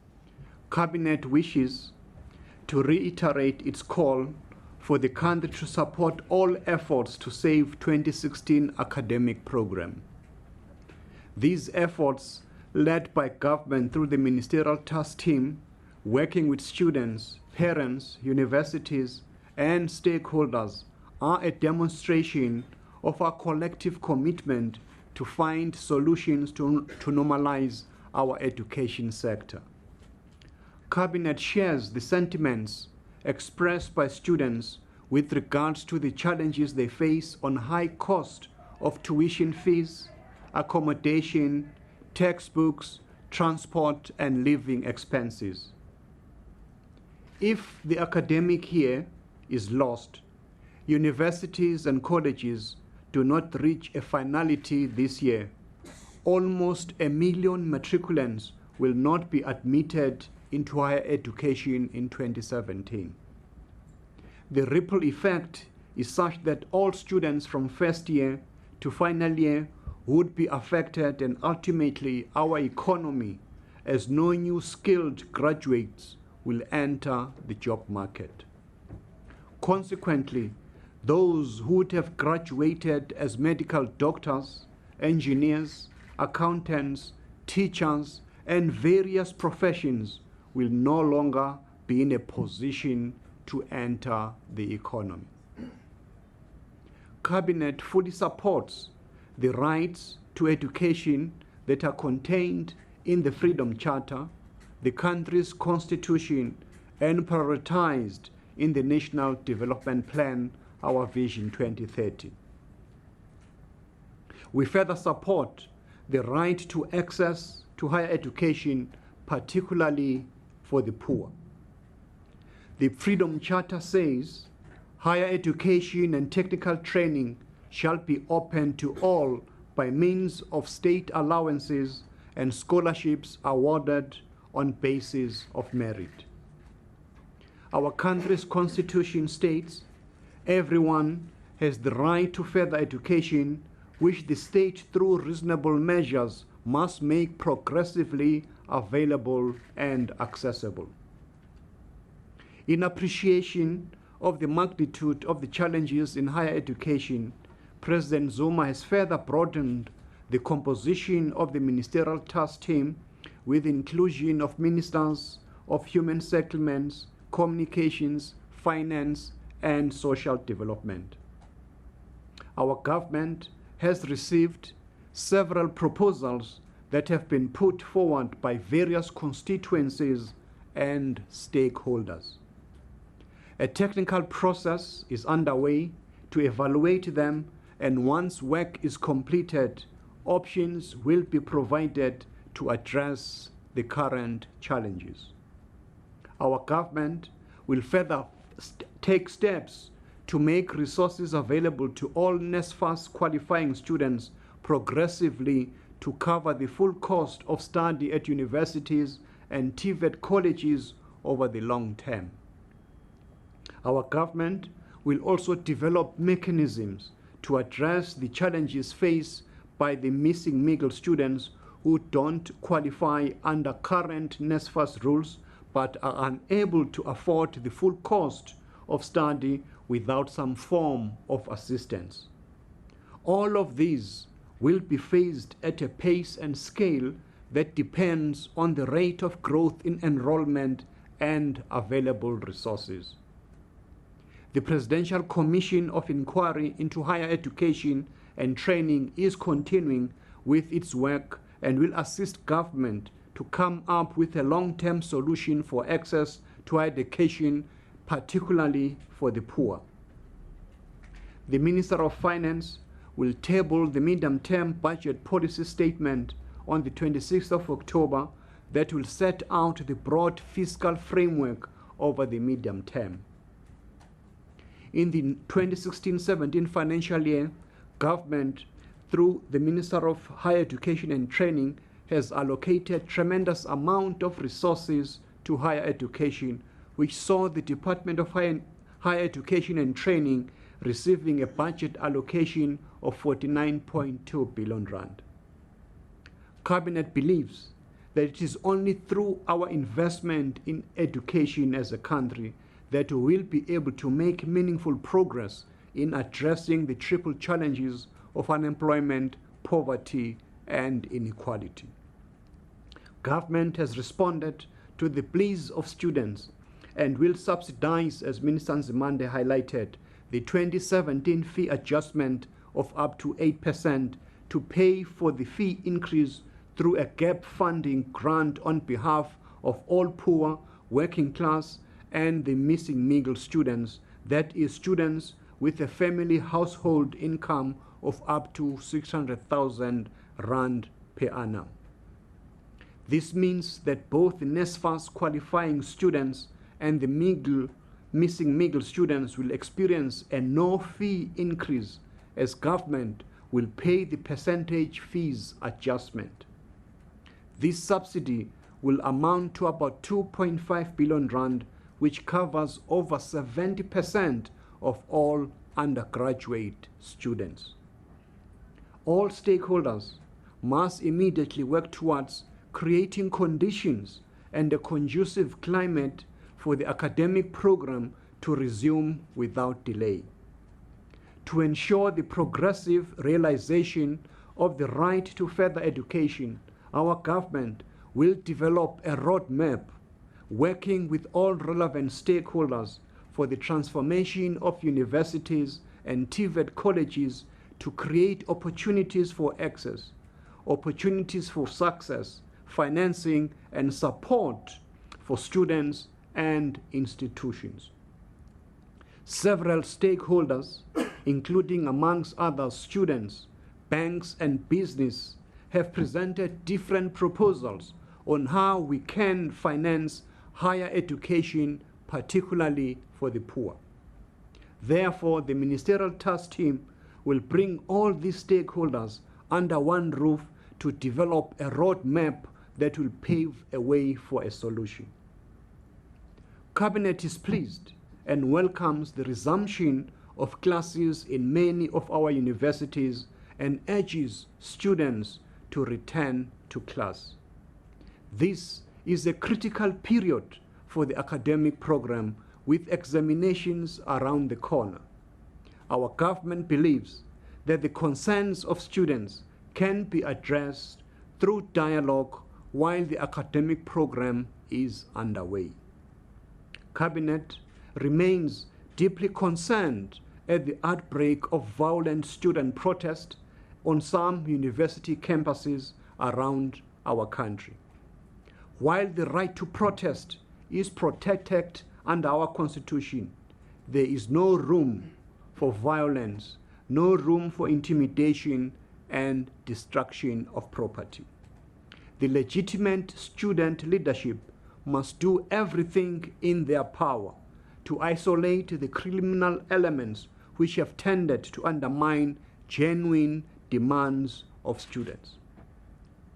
All stakeholders must do everything in their power and take every step that are necessary to save this academic program, as the consequences, as we've highlighted, are very dire to the economy, to the students, as well as to the matriculants. Education is everyone's responsibility. Let us all work together collectively to bring about normality to higher education for the future of our children and for the future of our country. Cabinet welcomed the 3 billion rand investment by Marriott International that will see the world's largest hotel group complete 5 new hotels, 3 in Cape Town and 2 in Johannesburg. This announcement demonstrates the investor confidence in the country and positive future prospects for local economy. Our country was named as the best country for debt management and sovereign bond issuance in sub-Saharan Africa by Emerging Markets newspaper, an affiliate of the IMF World Bank annual meetings. This award comes after the World Bank acknowledged our country's excellence in debt dynamics. These accolades are a testament to the success the country continues to enjoy in global capital markets and the prudent manner in which our economy is being managed. The first Kenyan state visit by a South African head of state, President Zuma, since democracy, included a business delegation to the Kenya-South African Business Forum, which explored investment and trade opportunities. Memoranda of understanding were signed for port cooperation, biodiversity conservation and management, and the Lamu Port Southern Sudan-Ethiopia Transport Corridor. The second session of the Binational Commission between South Africa and the Republic of Namibia underscored our collective commitment with a range of bilateral, regional, and international issues being reviewed. The Memorandum of Understanding on Higher Education has been finalized, including the signing of the terms of reference of the Joint Committee of Experts on the Orange River boundary. Deputy President Cyril Ramaphosa's working visit to Vietnam and Singapore was used to unlock future areas of trade and investment to attract Singaporean state-owned enterprises to invest in South Africa through the public-private partnerships in line with our NDP and the 9-point plan.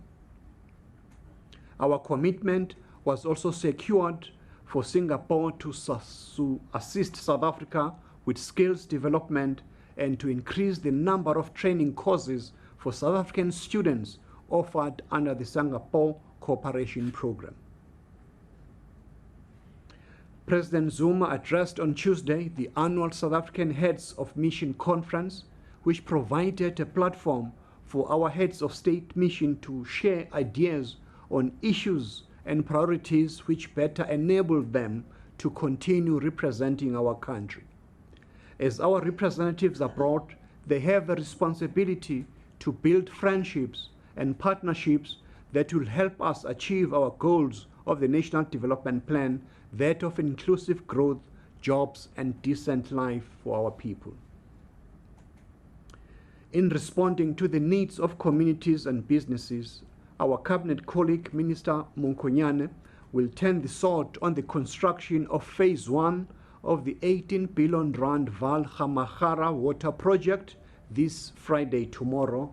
On completion of Phase 1, beneficiaries will include 14 livestock farms, 12 mines, solar parks, and the communities of Katu, Olifants Hoek, Hotazel will be benefiting, including a population of almost 24,000 people. The launch of the 49 million rand first phase of the revitalized Isithebe Industrial Park in Mandeni, KwaZulu-Natal, forms and has been reprioritized.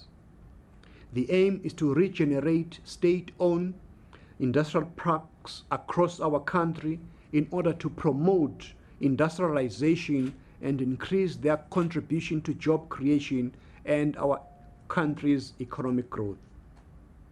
Industries operating from Isithebe will contribute significantly to the economy of the area, providing over 20,000 jobs. During this phase, 15 small, micro, medium enterprises were appointed for the project to the value of 6.3 million rand, with 162 people being employed. The announcement that South Africa will benefit from a new trade deal with the European Union will see improved access for South African products, having preferential market access to the EU. The Economic Partnership, the EPA, under the SADC EU EPA framework replaces the trade provisions of the existing bilateral trade agreement between South Africa and the EU. The Commission for the Conservation of Southern Bluefin Tuna has increased South Africa's total allowable catch of the Southern Bluefin Tuna allocation from 150 tons to 450 tons for the 2018-2020 fishing season. This is essential to South Africa's job creation priorities, as it will provide permanent employment in the fisheries sector and will inject much needed export revenue for for our country. The appointment of successful bidders by the Department of Energy for the first coal-based independent power producer program, the IPP, is a critical part of government's initiative to secure the country's energy supply. The two successful bidders will add 863 megawatts of electricity to our grid in the next 5 years. This appointment also attracts an investment of more than 40 billion rand, which will be used to unlock infrastructure in the energy sector, stimulate local procurement, and create 6,600 jobs during the construction and 13,500 through operations. While our country's energy build plan incorporates the development of fossil fuel assets, our country is committed to the transition to a low carbon economy with priority to clean energy initiatives. Through this renewable energy IPP, about 6,300 megawatts of electricity have been procured from 102 independent power producers in 6 bid rounds. Of these, 2,200 megawatts of electrical generation capacity from 44 IPP projects has already been connected to the national grid. As the Transport Month unfolds, a number of key transport infrastructure projects and initiatives are being rolled out to better connect our people and places, which is creating new jobs and changing the way South Africans travel. In this regard, Cabinet recognizes the 24 million rand investment by the Gauteng Department of Roads and Transport to repair the D904 road, which is also known as the Old Everton Road. This rehabilitation of this road will lead to improved traveling time and ensure better road safety for motorists, cyclists, as well as pedestrians. The successful hosting of the 5th Africa Internet Governance Forum in Durban saw the meeting finalizing the continental position which supports the attainment of our Agenda 2063 goals ahead of the Internet Governance Forum that is going to be held in Mexico in December of this year. South Africa signed the Multi-Party Administrator Service Agreement with Donor Foundation. The interventions by government to combat corruption, malpractice, and hold industries accountable has led to an agreement with 7 listed construction companies on a program of initiatives which will accelerate transformation in the industry. The agreement has a number of elements, including financial contribution for development projects, transformational commitments in the sector, a framework to settle claims by the public sector, and integrity commitments by chief executive officers of industry. Key foundations of the agreement include a 1.4 billion rand fine that was imposed by the competition authorities, which will be paid by the companies into the National Revenue Fund. A further 1.5 billion rand will be contributed to a fund to support social investment initiatives that are targeting previously disadvantaged artisans. A transformation commitment will also be introduced by each of the 7 companies, which may take the form of either an equity model where at least 40% of the shares of the company will be sold to Black South Africans, or the partner model where a company will work with up to 3 Black-owned construction partner companies to help them generate a turnover that is equal to 25% of its own turnover. This commitment has been valued in excess of 9 billion rand annual turnover by the end of the agreement period. An integrity commitment will be signed by each of the CEOs that commits to a wide-ranging steps to ensure no collusive or corrupt practices in the company in its dealings with competitors, government or private sector claimants. These settlement agreements provide for certain formal processes to be finalized within the next few weeks, and these are being processed and attended to as this announcement is being concluded. South Africans are encouraged to engage with the information being shared through the 2015-16 annual report that have been presented by various government departments to Parliament.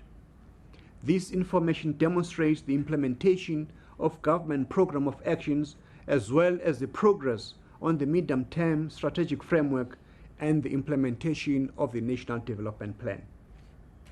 Cabinet also encourages South Africans to share their views on the economy and other issues they would like government to highlight in the upcoming medium-term budget policy statement to be presented by the Minister of Finance on Wednesday next week.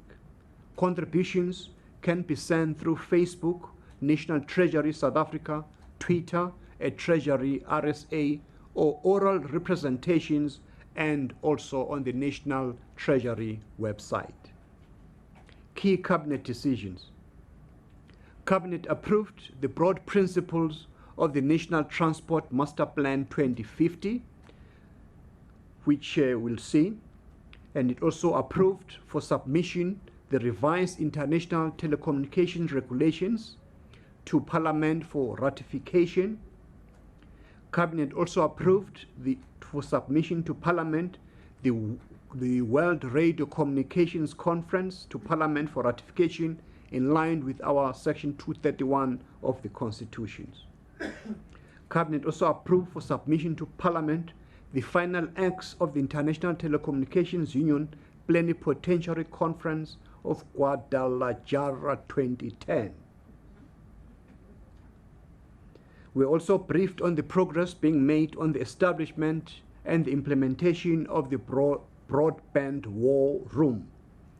The August 2016 Cabinet Lekgotla had resolved that the Broadband War Room must be established to expedite the implementation of South Africa Connect, the national broadband policy.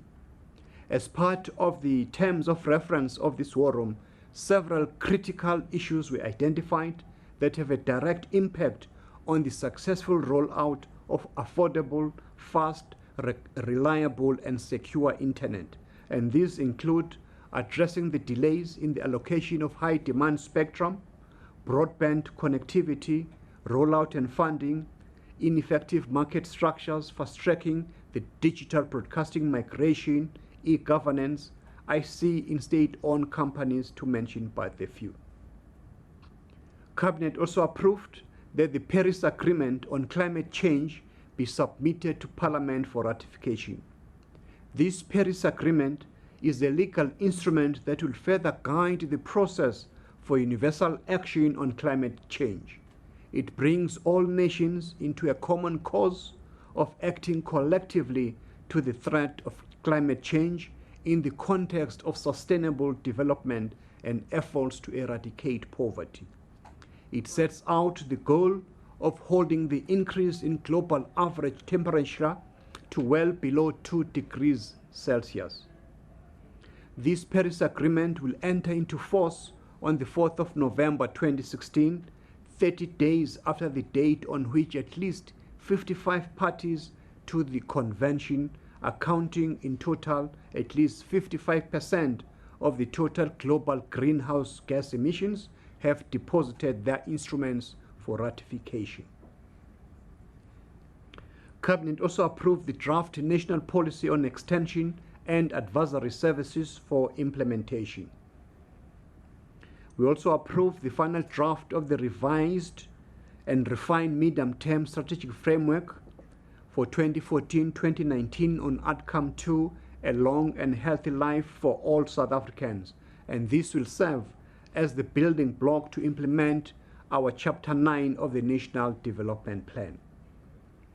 The 2015 Management Performance Assessment Tool through the Department of Planning, Monitoring and Evaluation will also provide consolidated learning of the MPET assessment and case studies analysis for the years 2011 until 2015. This will be distributed in the short while. The following bill was also approved, the Prevention and Combating of Hate Crimes and Hate Speech Bill, which is going to be published for public comment.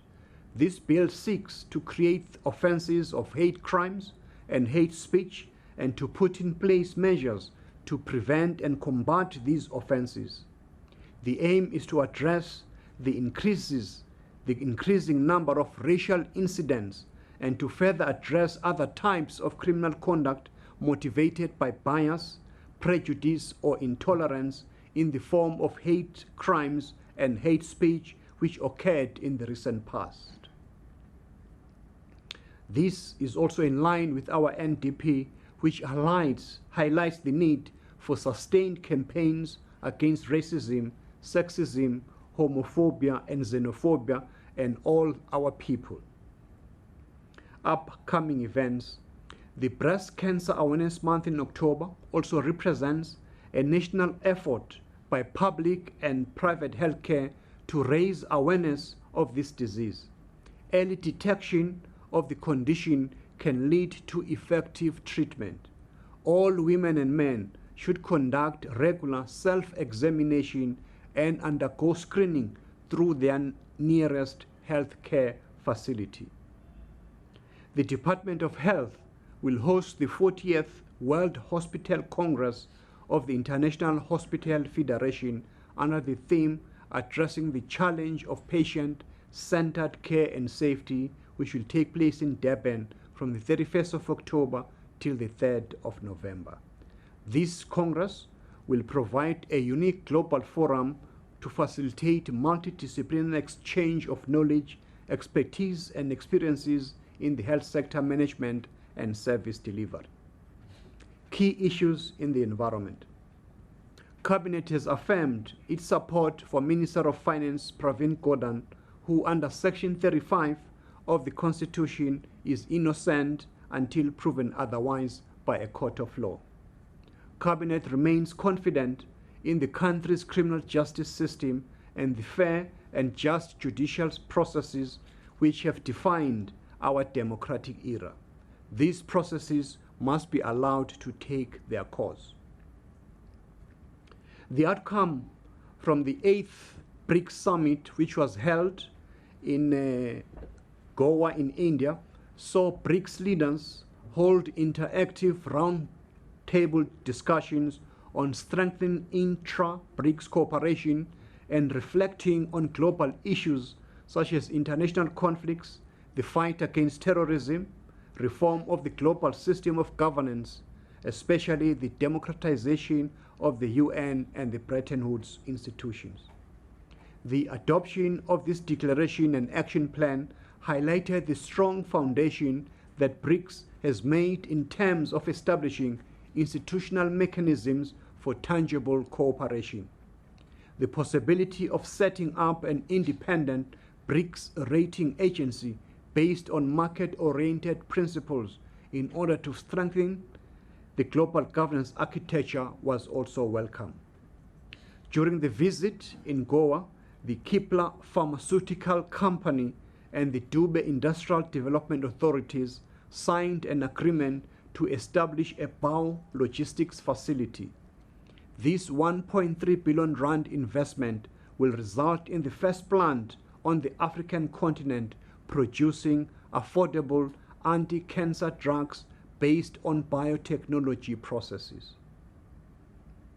Cabinet pays tribute to the people of Mozambique for their solidarity and sacrifice in our struggle for freedom. Deputy President Ramaphosa and Minister of Arts and Culture Mthethwa attended the commemoration of the 30th anniversary service of the late President Samora Machel, the founding father and president of Mozambique, who died under suspicious circumstances in Mbuzini. In honoring the memory of great African leaders like Samora Machel, Julius Nyerere, Oliver Tambo, Nelson Mandela, we'll remember the leadership to them meant dedicated service to Africa to advance the interest of the people of this continent. We are building on our common history and enjoy strong diplomatic and economic relations to boost economic growth, create employment, and reduce inequality. The creation of the Maputo Development Corridor, which links the port of Maputo with our country's industrial heartland, is a vital part of our effort to promote trade and investment and foster regional integration. Cabinet extends its good wishes to Advocate Busisiwe Mkhwebane on her appointment as the Public Protector of the Republic of South Africa for a period of 7 years with effect from the 15th of October. Cabinet also is confident that Advocate Mkhwebane will serve the nation well and continue to act in the best interest of all South Africans. Cabinet also expressed its gratitude to Advocate Thuli Madonsela for serving the country and placing the office of the Public Protector uppermost in the minds of South Africans. Cabinet joins South Africa's media in commemorating the anniversary of Media Freedom Day, known as Black Wednesday, and commends the media industry for the role they continue to play in strengthening our country's democracy. On the 19th of October 1977, the apartheid regime ordered the World and the Wicked newspaper to cease publication and spark mass detention and banning of journalists. Our democratic constitution explicitly protects our hard-fought media freedoms that are recognized as playing a critical role in the advancement of national unity and equality for all. As we reflect on the progress South Africa has made in entrenching media freedom, Cabinet congratulates SANEF on its 20th anniversary, which will be celebrated next week. Cabinet extended the hand of solidarity to the people of Nigeria and to the families of the girls who remain in captivity, following the news that 21 of the schoolgirls who were kidnapped by Boko Haram militants had been freed. Cabinet calls on the international community to renew its efforts in assisting the Nigerian authorities to secure the girls' release, in particular from all African countries, to lend support in assisting Nigeria in finding the missing children. Cabinet joins President Zuma in extending condolences to the government and people of Haiti and other nations in the Caribbean following the destructive Hurricane Matthew that claimed the lives of hundreds of people and destroyed infrastructure, and also extending condolences to the government and people of the Kingdom of Thailand following the passing on of King Bhumibol Adulyadej.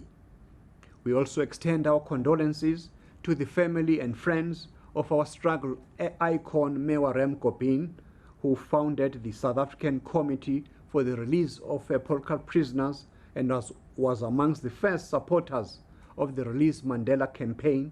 Mewarem Gobin was also the former president of the Natal Indian Congress and the chairperson of the Phoenix Settlement Trust, founded by Mahatma Gandhi in 1904.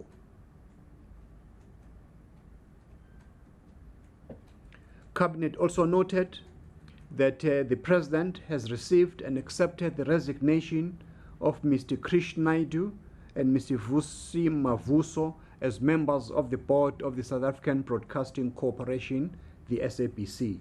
As we know, the Portfolio Committee has initiated steps to begin its inquiry into the board of the SABC with regard to its fitness to hold office in terms of Section 15A of the Broadcasting Act. Cabinet congratulated the following: South Africa's ambassador to Vienna, Mr. Tebogo Siakulu, on his appointment as the chair of the Board of Governors of the International Atomic Energy Agency. This board, as we know, of governors is a major policy-making organ of the IAEA. Parks Tau on his election as the president of the organization, which is an umbrella body for local government in the world, which decision was taken on the 15th October in Colombia. Congratulations to Antonio Guterres on his election to the position of United Nations Secretary General with effect from the 1st of January 2017. Mr. Guterres brings a wealth of experience, having served as Prime Minister of Portugal from 1995 to 2002, as well as the United Nations High Commissioner for Refugees from June 2005 till December of 2015. We also congratulate all South African journalists who claimed recognition at the recently held CNN Multi-Choice African Journalist Awards.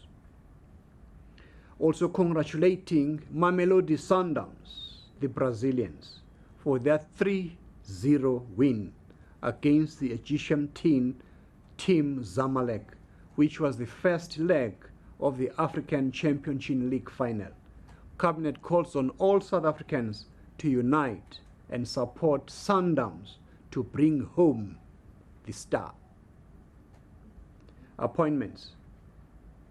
All appointments are subject to verification of qualifications and relevant clearance.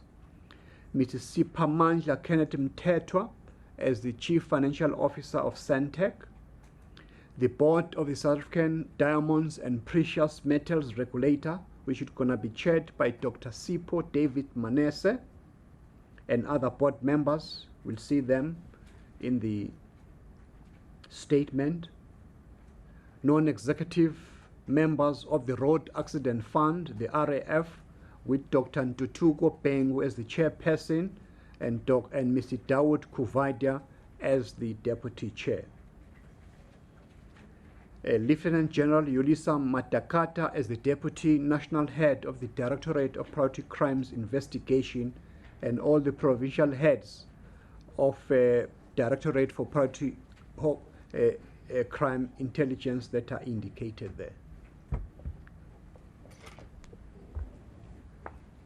Thank you very much, Minister. As I did commit, we would make sure that we go through the statement. It's currently being distributed, so you will see that the full details that the Minister went through are actually contained in the statement. I'm going to start then in Tswane. I can see by show of hands, please, when you do respond, introduce yourselves, press the button there so that the mic is activated so we can hear you. First, second, third.